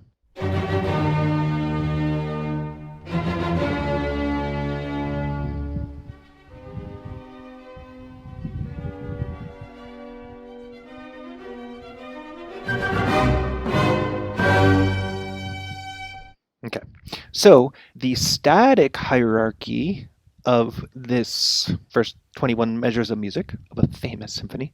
Static hierarchy is kind of like what it looks like on the page, even though you know you have to read through it in time. And then you could also say the static hierarchy is, oh, this isn't just notes that come one after the other, but it's like the motive that's in measures 1 and 2 is repeated in measures 3 and 4. It's then repeated again 3 times to generate subphrase 1. That's repeated again to generate subphrase 2. And then the subphrase 3 is like a development of that, right? That's kind of a static hierarchy, but that's also a recipe. So if you're trying to memorize this, like I didn't memorize the notes one by one in this, like with the Fibonacci series, I memorized the formula, and that's the formula that you have on this page. So a hierarchy, or an utterance, has structure. Shoot. Let's just do this, shall we? Yeah. It's going to be good. Okay, it's going to be good. It's getting dark out here. So, look, there's birds. I mean, it's not song yet, but it's coming close. So different types of birds approach song in different ways. Zebra finches, as we've seen, only learn a single song. This guy's a zebra finch. Well, anyway, two of those guys are zebra finches. Bengalese finches are closely related to them, but they learn a kind of formula for improvising.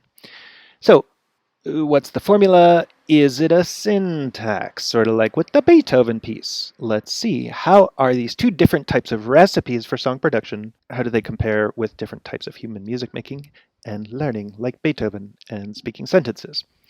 So, stereotyped song versus flexible song. It's easier to account for the encoding of a single stereotype song in the mind brain than it is to account for the ability to generate an infinite number of possible flexible songs through syntactic recombination. Let's say Beethoven had only one song and you had to design his brain. It wouldn't be that hard. You just make the brain so it performs that one song. Sort of like one of those things that like the fish thing that's on the wall that sings Merry Christmas. I don't know if that's really what it sings. That's a very cheap toy, but if you had to make a toy that could sing any song or could improvise its own songs pretty well, and make Beethovenian symphonies, yeah, that's a harder person or toy to make. Or bird. So, in the Zebra Finch, the learning of a single stereotype song can be accounted for by a simple serial or linear model. And I just mean, you can think of this actually as brain parts. Start is I would like to sing my song. The start turns on syllable A, and then syllable A is produced, and as you're performing syllable A turns on B, and then B is like, cool, I'm going to turn on C.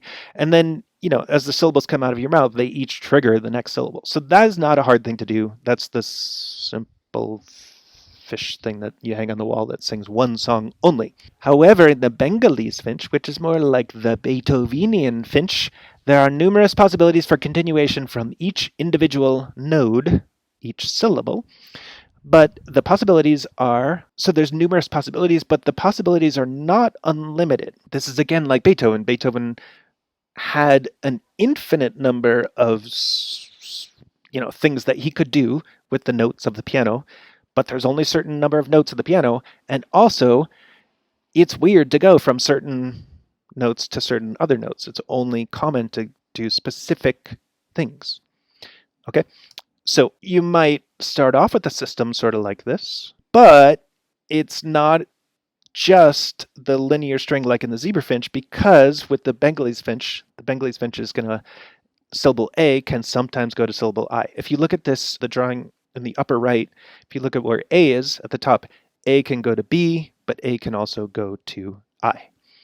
And you can ignore the red and the blue for now. Letter B, syllable B, can sometimes go to D, but in other cases it could go to J. And so I'm just recreating down here what's in the upper right corner. The upper right corner is, so the official transition diagram that explains what's going on, in this Bengalese Finch article that I read. We're going to make another one on our own in a bit. Okay, so syllable C, as you can see in the transition diagram, does not go to D, it just goes to F.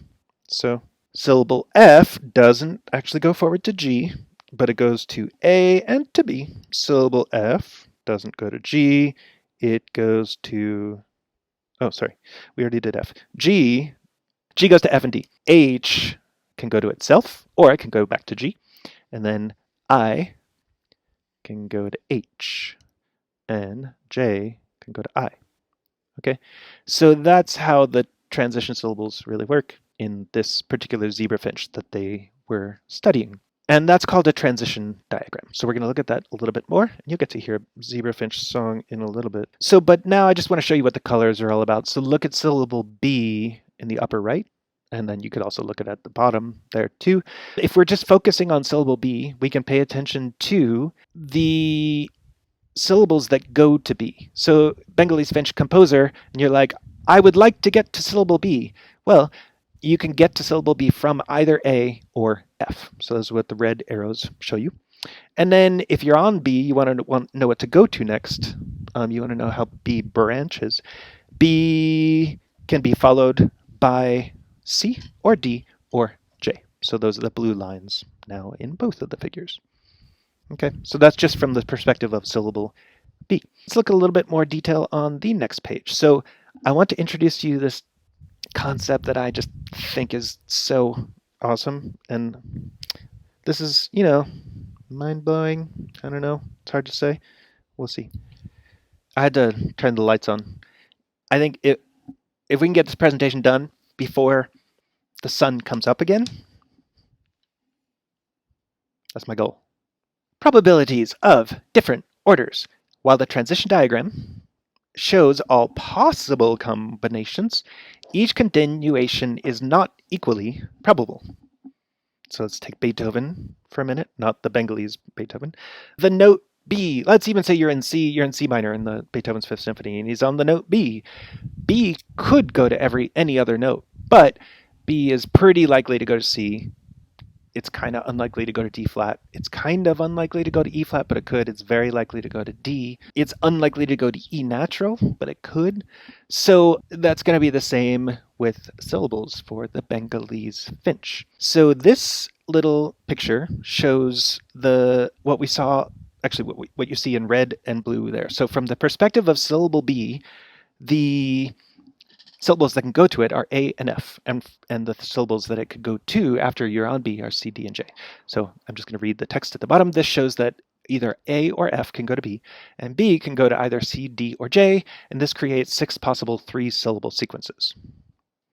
ABC, ABD, ABJ, FBC, FBD, FBJ. But which syllable B most likely continues to, this is what's cool, depends upon what syllable preceded it.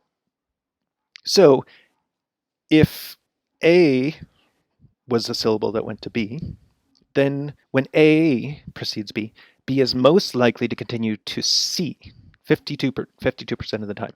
And it's least likely to continue to J, only about 10% of the time. And then D is somewhere in between. So in the figure up there, okay, so in the figure at the top right, you can see the green arrow shows that if A goes to B, then it's most likely to continue to C. However, lower right corner now, if it's F that has gone to B, then B is most likely to go to D. And you can see that with the orangish arrow in the upper right. When F precedes B, B is most likely to continue to D and least likely to continue to C, with J only slightly more likely than C. So if on the left of this page, we have all the possible ways to get to B and which syllable to go to. The middle and right of the page, we have the likelihoods of going to each syllable, and specifically not just the likelihood that B will go to such and such a syllable, but based on where B came from, the likelihood that it's going to go to the next syllable. So that we are going to call second order. We'll see that in just a moment. So probabilities of different orders. The probability of occurrence for any given element, like a syllable in this case, is not fixed, but it depends upon the context in which its occurrence is viewed. The context can be thought of as a certain size of window surrounding the element. The window could extend after the syllable. But here, just to keep things simple, we're going to focus only on events preceding the syllable. So with B, we were kind of talking about what comes before it and then what comes after it. Just to make things a little bit simpler, when we talk about B from now on, we're going to talk about if it's first order, just the one syllable before it, which is A. And then if it's second order, it's the thing that comes before A that then goes to A, that then goes to B. It's the same thing as we saw on the previous page, but that's just to clarify in case anybody is confused about something, but now I realize I've made it more confusing. Okay, let's go on. The zero order probability corresponds to the smallest context window around the event, which is just the event itself. The zero order probability of an event corresponds to how likely the element is at any position in an utterance. So when we do this with a Bengalese Finch song ourselves, we're going to see, we're sort of looking at how often is the syllable B used. that will tell us the first order probability. In English, we could open up a book and say, how common is the letter E? Just anywhere on a page. Take a page and count up how many E's there are, count up how many U's there are. We're going to see that the letter E is more common than the letter U. I actually did that on this screen, and I found there was 20, up until this point, there's about 24 E's, whereas there's really only 2 or 3 U's, which is kind of surprising, but that's true. So E really is a lot more common than U. Another example, this time in music. Again, if you're not a music theorist, don't worry if this is advanced. Just ignore the music stuff. Okay. 1 chords are more common than 3 chords.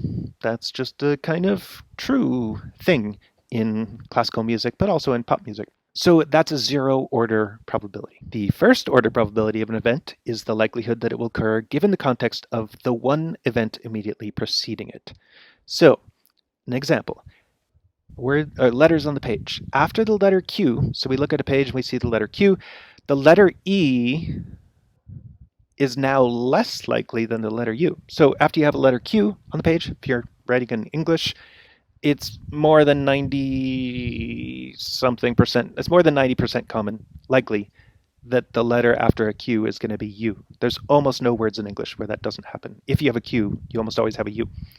So we saw that the 0 order probability of an E is higher than the 0 order probability of U. But after a Q, the first order probability of an E is much lower, and the first order probability of U is much higher. Okay, so the window that we're looking at, whether we're looking at the window of just the letter itself, which is 0 order, or the window of that letter and the letter just before it, which is first order, that changes how likely the letter itself is. That's the main point here. So, example, in music, we see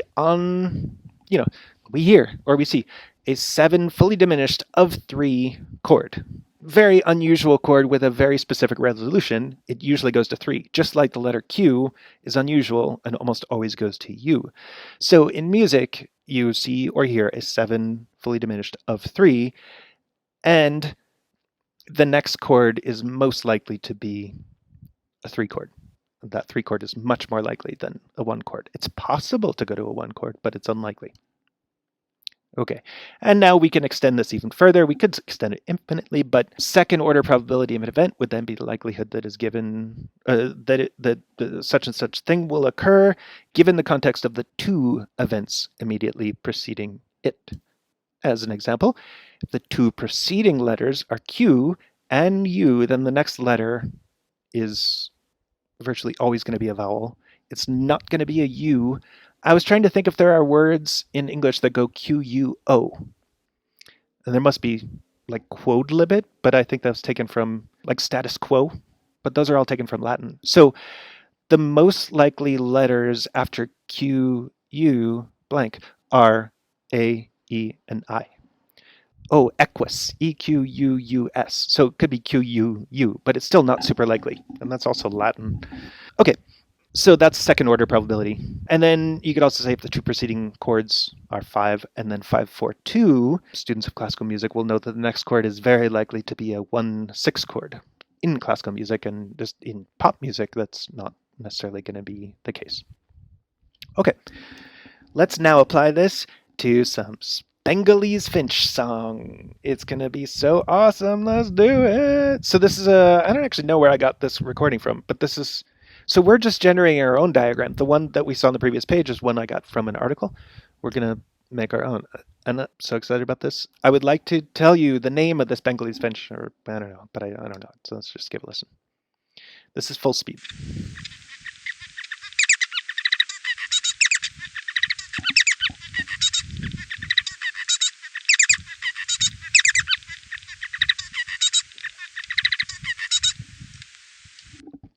Okay, that's its song.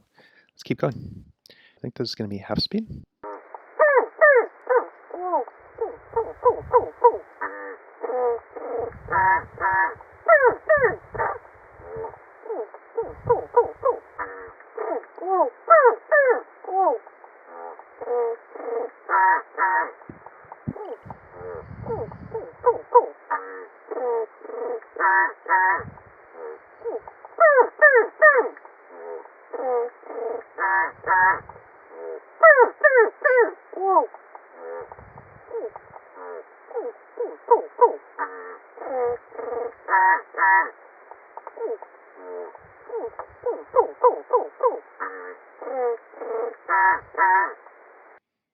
Oh man, how awesome was that? So apparently that was half speed, not.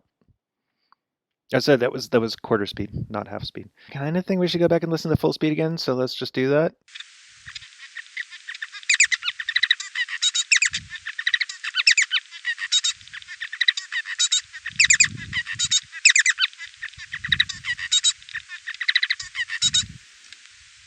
So if your brain works the way mine does, when I first heard that 2 seconds ago, it doesn't make any sense to me. Then we hear the slower version, and I can say, I'm like, oh yeah, there's clearly structure in there. There's stuff that's repeating, right? There's redundancy.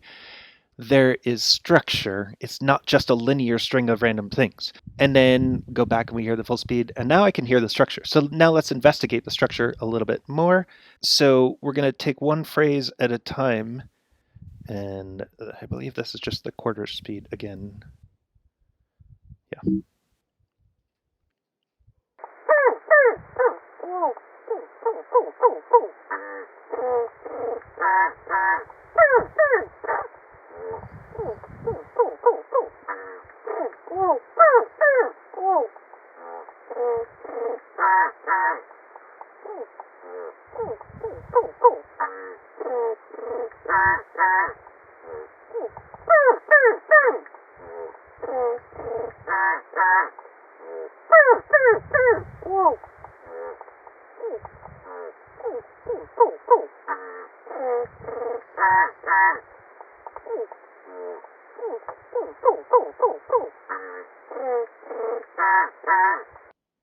Okay, now what I did was I broke this up into about 5 parts, and I chose the very first sounds that you hear as, and I'm just calling that syllable A. And then I label them in order, A, B, C, D, E, F, G, blah, blah, blah, until I run out of needing new letters. And the way I broke it up into 5 parts is every time A came back, I started a new part, a new screen.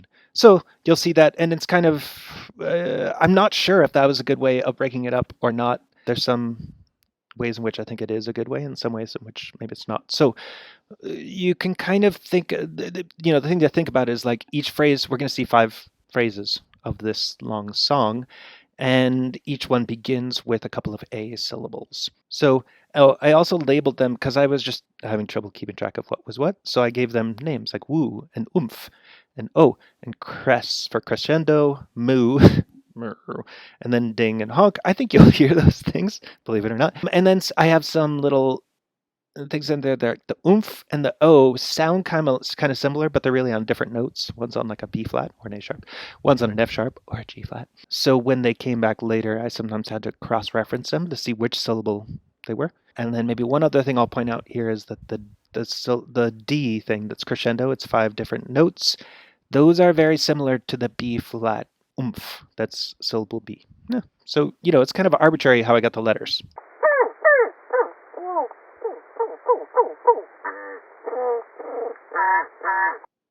Okay, that's the first segment. Let's listen to the next one.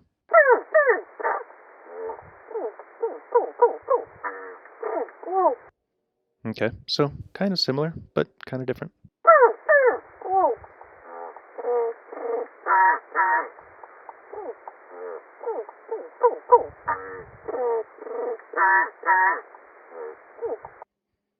Okay. I'm curious, when I was doing this, I was finding it really cool and seeing the patterns. I'm not sure if they're like jumping out to you or not, but let's keep going. You can always rewatch this.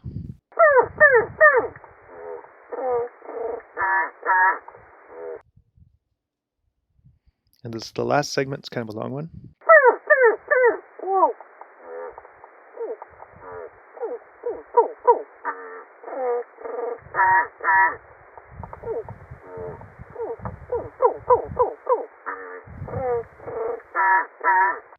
So this phrase in particular, this would be a good one to divide into 2, but since I was doing everything based on A's at the beginning, this seems like an end and a restart, but there's no A's here. So I just kept it all as one phrase.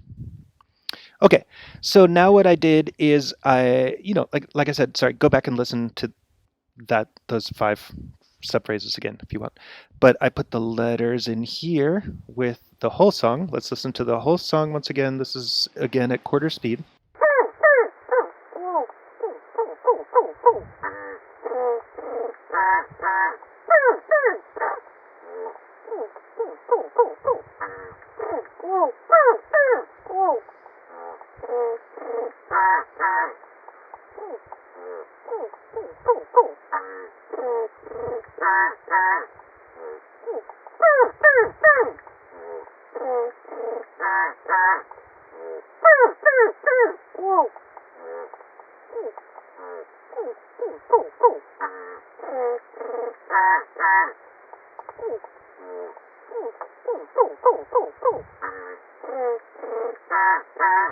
Mind-blowing. Okay, I made that diagram. That's. I mean, I just have to say it's beautiful. Right? Transition diagram, Bengalese Finch song. So that's the diagram that we get, and I'm going to talk you through it. So raw data.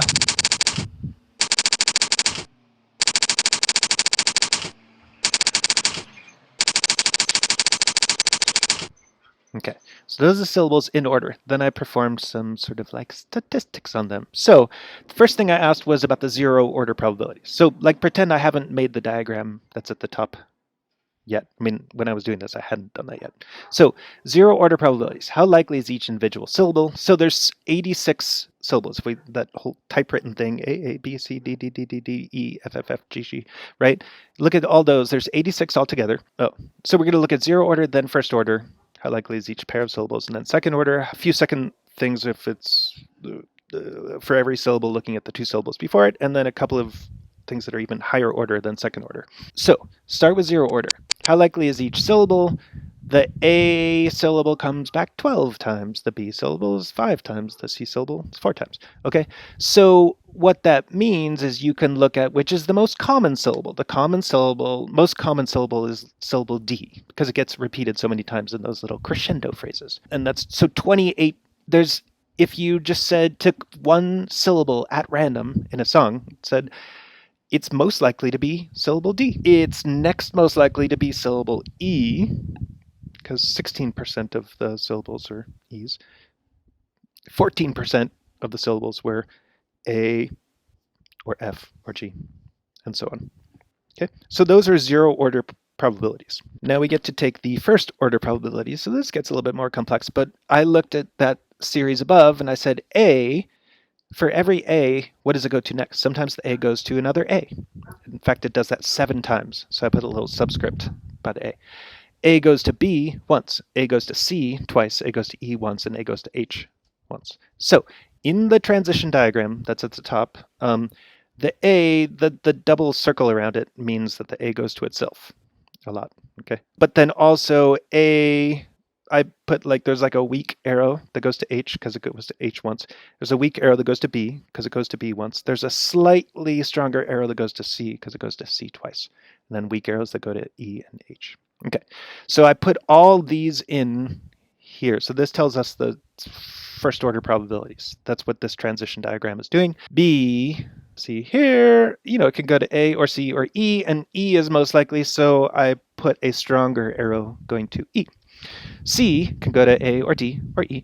D can go to D, so again, I put a circle around it, and then D can also go to E, and pretty strongly. So D is always going to either D or to E. So a strong arrow to E, etc. E can go to any of those things. F always either goes to itself, circle around it, or to G. So very strong arrow going to G. G always either goes to itself, or it can go to A or B or E, but sort of weakly. And then H only comes twice, but it can go to E or C. Oh, I should have made those H arrows lighter, but whatever. So our transition diagram looks a little bit more complex than the one that we saw on the previous page, but that's okay. Okay. Second order probabilities.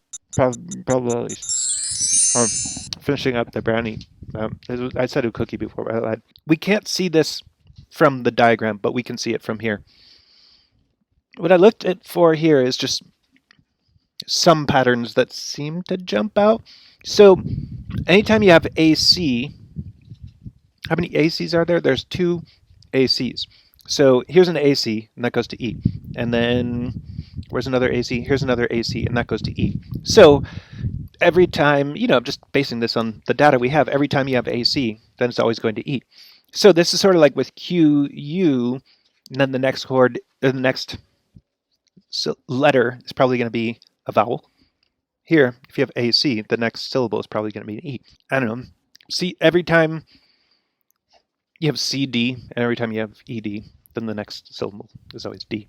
Every time you have DD, It always goes to either D or E. Blah, blah, blah. It gets interesting around here. This isn't like really the best way to describe this. Like the one thing, I'm going to go ahead and throw in the last thing, the higher order probability. There seems to be a cadence, right? You have the FFGG ended. I think every single time I made a cut in there when I started over at A's. The end of the previous phrase always ended FFGG. And in fact, it always ends EFFGG. And F never occurs in any other context, and G never occurs in any other context. So the FFGG thing, or EFFGG, seems to be a kind of cadence that ends a little subphrase. And then, these things, when we're looking strictly at second order probabilities, this kind of gets at that. If you have EF, it always goes to F. If you have FF, it always goes to G. If you have FG, it always goes to another G. But all of this sort of better said by the more general concept of like, oh, each subphrase ends with a little cadence, E, F, F, G, G. Okay, and then that's what I did by the little box. So I made the thickness of the line correspond to the likelihood of each move, which is corresponding to the first order probability, and then the double circles for syllables that repeat, and the box is because the F's and G's always go together. I mean, that's cool, right? Okay, guys, I can tell you're getting a little impatient, so let's move on. Music. Just going to say this one more time because we have a bunch of students in the class who are not, specifically taken music theory classes before. So this isn't going to make tons of sense to you guys. But for some of you, you all play instruments somewhat. So anyway, for everybody else, this will make some sense. And maybe it's an excuse for you to come to an office hour. Okay, so you got the 7 diatonic chords. 1, 2, 3, 4, 5, 6, and 7. And what I'm going to do here, so pretend these are the seven different syllables that a composer has, sort of like a Bengalese Finch. I'm going to put them in order, and I'm not going to go 1, 2, 3, 4, 5, 6, 7, because you don't usually do that, right? In music, classical music, or pop music. But you often do this one sequence, which is 1, 4, 7, 3, 6, 2, 5, 1. We know that because 5 goes to 1, 2 goes to 5 goes to 1, 6 to 2 to 5 to 1. Right? Jazzers are always going like, it's just a 6-2-5-1, or it's a 3-6-2-5-1. And this is the I Will Survive sequence. It's all over the place. So this is just what I'm starting with. Instead of calling the syllables A, B, C, D, E, F, G, like in the Bengalese Finch, we're calling these 1, 4, 7, 3, 6, 2, 5. Now, we also know that there's some additional common transitions between chords. 7 often goes to 1. 3 often goes to 4. 4 often goes to 2. 5 often goes to 6. 1 often goes to 5. And then if we looked at 1 in particular, so it's interesting thing that the more unstable a chord is, like the 7 chord, the more likely it is to go to have to go in this one direction. 7 really tends to want to go to 1. But 1 is the most stable chord, and 1 can actually go just about anywhere. So the more stable a chord is, the more likely it can go anywhere. And we saw in the previous, with the Bengalese Finch, that some syllables could go to just about any others, whereas some syllables only could go to one specific place. Like F's always go to G's, but the A or the E, the C, those things could go to a bunch of different places. Okay, and then, so 1 can go to a bunch of different places, but 4 is more constrained. So I used the red and blue ideas from the previous screen. Previous couple screens, we looked at syllable B, which syllables precede B and which syllables come after B. We're doing that with the 4 chord here. So with respect to the 4 chord, 4 can be preceded by either 1 or 3. And then 4 can go to either 7 or 5 or 2. And we might even look at the probabilities of those things, because some of those are much more common than others. So if we look at what's most likely to go to the 4 chord, we look at the arrows in red, you're much more likely to come from 1. You're just probably because 1 is just so much more common than 3. So 4 is most likely to be preceded by 1. And then 4 is also most likely to go to 5. It's still pretty common to go to 2, but it's kind of rare to go, it's almost totally rare to go from 4 to 7, even though it sometimes happens. And then I'm pretty sure I just made up those percentages. Those aren't from actual music, but that's pretty likely. Okay, we are at the end. Let's do the conclusion. There are 3 screens to the conclusion. I just want to prepare you. If you need to take another break, do it. But let's just go through these. On the right, you have Marcel Duchamp's Nude Descending a Staircase. Great painting, which I love, and I love it. It's static, but there's movement as well. And I think in there is, it's not just hierarchy, but there's a state, which is like we're looking at the state of the painting, but the state of the painting describes a process of movement downstairs, I think. So that's why I thought of that painting for today. Syntax, hierarchy, complex systems. Complexity is usually not random, but structured. Randomness is actually not all that complex. There are usually certain formulas that generate complex systems, like we saw with the Fibonacci series or Beethoven's Fifth Symphony. The state versus process views of the complex system with Beethoven's Fifth Symphony, the score represents the state view, but the process view is sort of the recipe I gave you to generate the score, and that's probably how Beethoven came up with it. And with Marcel Duchamp, you have both a state and a process view of a figure in the same painting. Complexity is usually hierarchical, and we saw that with Hora and Tempus, and that's because Tempus can generate watches, but Tempus's watches just fall apart. Tempus generates so many fewer watches than Hora that Hora just takes over. So complexity doesn't have to be hierarchical, but there might not be any complex systems in the world that aren't hierarchical because complexity is not stable when it's not hierarchical, and it's not likely to evolve. And when you view hierarchy temporally, this is important, when you're conceiving of the state as the result of a process, then the order that you're seeing in that hierarchy is basically syntax. We looked at complexity with Legos and moves in chess and stuff like that, but specifically when we're talking about temporal utterances like speech, music, birdsong. Most complex vocalizations are syntactic. That's not totally true. It's not like all complex vocalizations are syntactic. The Zebra Finch song is not syntactic, but the Bengalese Finch song is syntactic.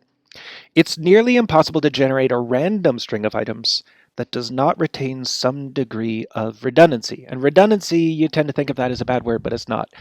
Things have to be redundant to be reduced to a recipe. Fibonacci series is something that does have a lot of redundancy in it. The numbers after the decimal point in pi don't have any redundancy. So the numbers after the decimal point in pi are, a lot of people memorize them, but it's completely trivial. Whereas the Fibonacci series is this thing that everybody just thinks is so mysterious because there's a recipe that generates it. So you can't usually memorize random strings of items, and then even if you could, you wouldn't want to. Redundancy is structure. For a vocalization to be understood, i.e. for it to have anything more than a superficial effect on a listener, it has to be perceived to have structure. If I say something to you in a language you don't understand, you're just going to be like, I don't understand. I might think I'm super fancy because you don't understand me. I know a language you don't, but I'm not. Let's just go on. So to understand is to rebuild for yourself mentally the structure that was generated in the original, however imperfectly. So I speak a sentence to you, you receive the sentence, you regenerate the structure that created the sentence, and then you might not do it perfectly, but if you do it well enough, you will understand my meaning. And if not, then we just keep talking until we understand each other. With respect to the elementary particles in temporal utterances, you can think of words as Legos. Words have semantic value, but their syntactic properties determine how they can be combined together. And there's a famous sentence, which sounds silly, but it is, colorless green ideas dream furiously. I think that's the sentence. It might be sleep furiously, but it doesn't matter. Colorless green ideas sleep furiously. Let's do that. So that sentence was created by Noam Chomsky, but the point is, it is syntactically completely correct. Colorless green ideas, that's our noun phrase, sleep furiously. That's our verb phrase. The Lego-wise, that works. Great. Semantically, it doesn't make any sense. You can't have something that's green be colorless. You can't have a green idea. An idea can't sleep, and anything that sleeps can't do so furiously. So none of it makes sense semantically, but syntactically it works perfectly. So those are like Legos. So, and then with the elementary particles, you can think not just how they structurally combine like physically, but you can think about moves from one single syllable. How do you get to the next syllable? Or in tic-tac-toe, you just fill in the next blank versus checkers from where you are currently. How do you move your piece next? And same with chess. And there can be more or less complex moves. And with the Zebra Finch song, you could say from one syllable to the next is very simple. You just go to the next syllable. Whereas in Bengalese Finch song, there are different possibilities. And those possibilities might not just be which syllable you're on, but which syllable was before you and which two syllables were before you, right? Discreteness versus continuity. We looked at the scale like a glissando that's then broken up into pitches. You have to divide continuous parameters, like pitch, up into individual elements, like specific pitches, in order for them to work in syntactic systems. That's what Marler calls phonocoding in the article that you read for last week. It's a super important concept. Same with duration. In music, you talk about the proportion of one duration to the next, not the absolute length of the pitch. When you're singing Happy Birthday, it doesn't matter what exact pitch height you're at. It matters the relationship between the different notes, the intervals. So you're treating pitch or duration or whatever as discrete, not continuous. And then we have this idea of chunking.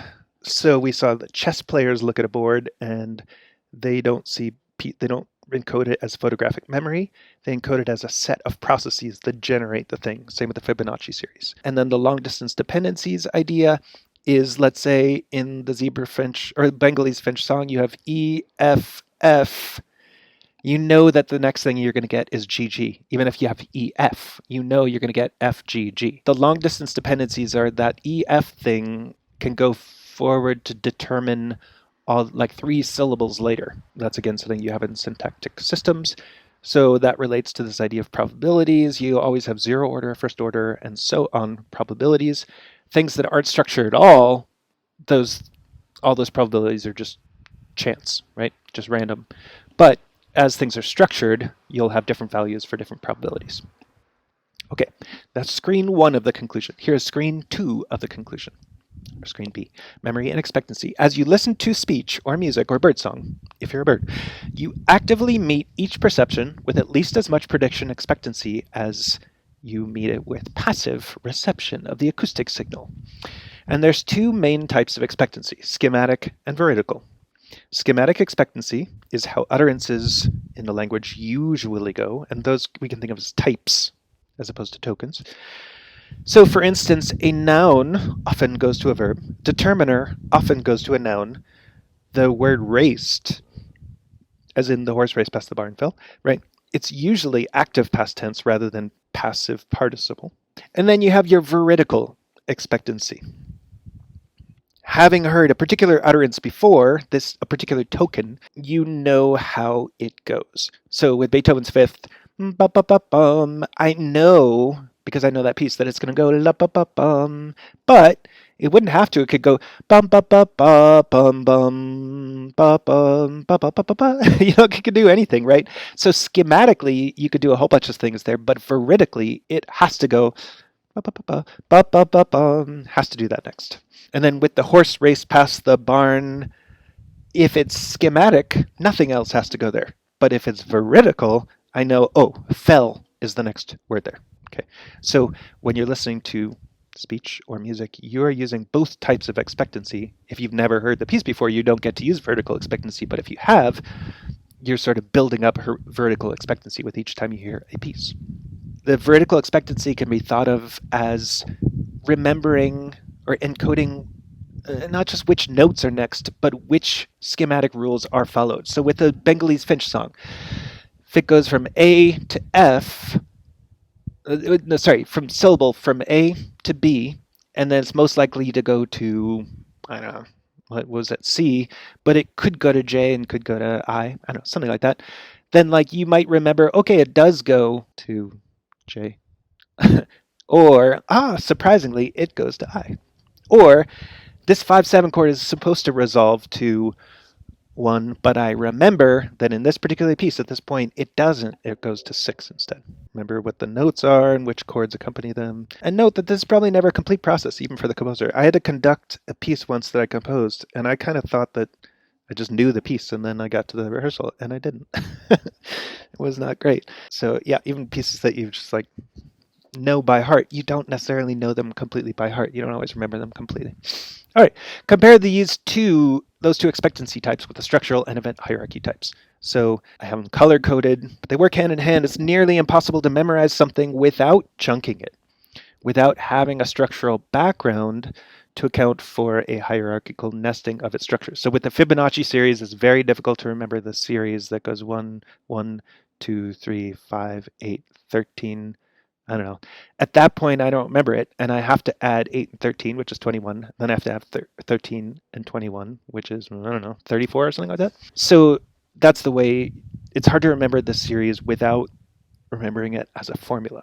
And the final screen of conclusion. Creativity is a function of syntax and complexity. Creativity. Among us humans, we romanticize unfettered creativity, but this is a myth. Even if a mind could generate something totally creative, such as by means of a computer or random process, it would not be understood as such, wouldn't be understood as, ooh, totally creative, because only a simple mental model for it could be made by the listener, even with extensive exposure and training. So let's say I invent the most crazily structured, complex piece ever made in history, and I play it for you, and you just be like, I don't know, I just sounds like music. It's what the listener gets from it is very, very simple, even if there's a lot of complexity in the piece that you make originally. Sorry, in a language you do know versus a foreign language. So that sentence, I'll translate that into German. Du hörst einen Satz in eine Sprache. Sorry if anyone's German out there. Dass du weißt. Okay, so if I said it in German, and let's say you don't know German, then I might think that I'm being fancy because I'm speaking in a language that you don't understand. But you're at the level of what you're understanding. All you're getting is that I'm speaking in a language you don't understand. Right? That's actually a very simple message.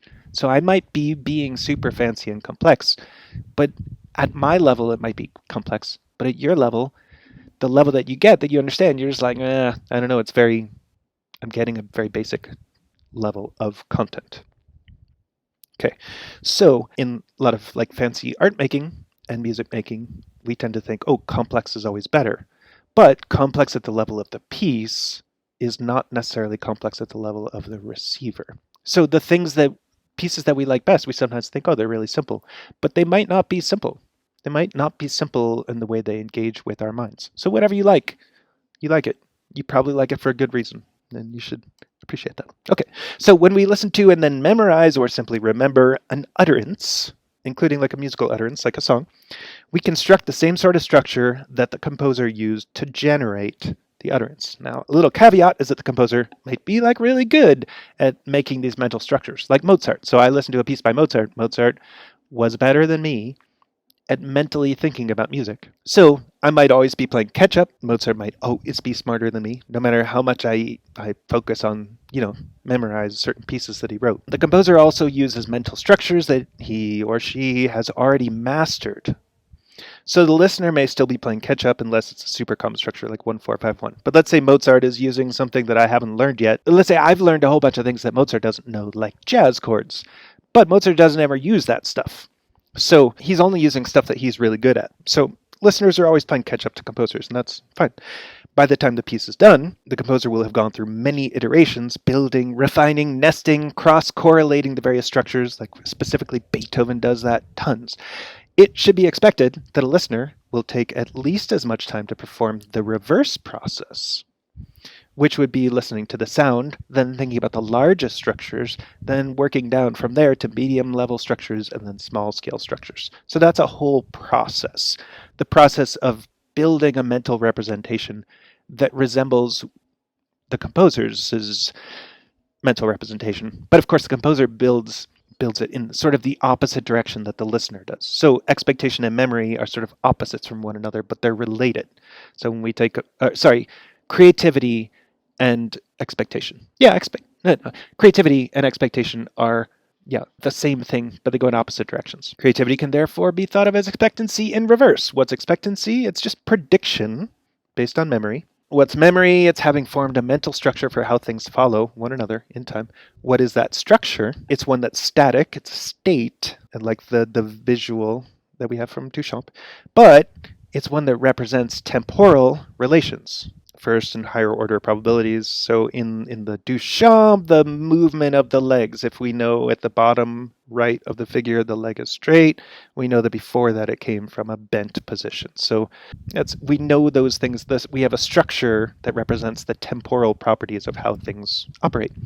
Schematic expectancies are probably embodied in brain structure wiring corresponding to those probabilities, as is the case of the Lego model of word combinations. Affordances, in a word, are part of the structure of the element itself. Same with I-beams and glass. And same with like 5/7 chords and 7 fully diminished of 3 chords. But in another sense, that structure is also dynamic. And this is the vertical expectation or episodic memory path of a particular token, particular song piece through the schematic structural space of those affordances. And you can consider an example of a particular chess game, which is vertical, compared with the system of chess itself. Like, this is how the little horsey guy often moves, called a knight. But then that's schematic. But in this particular game, the player moved the horsey this way. Awesome. Glad you liked it.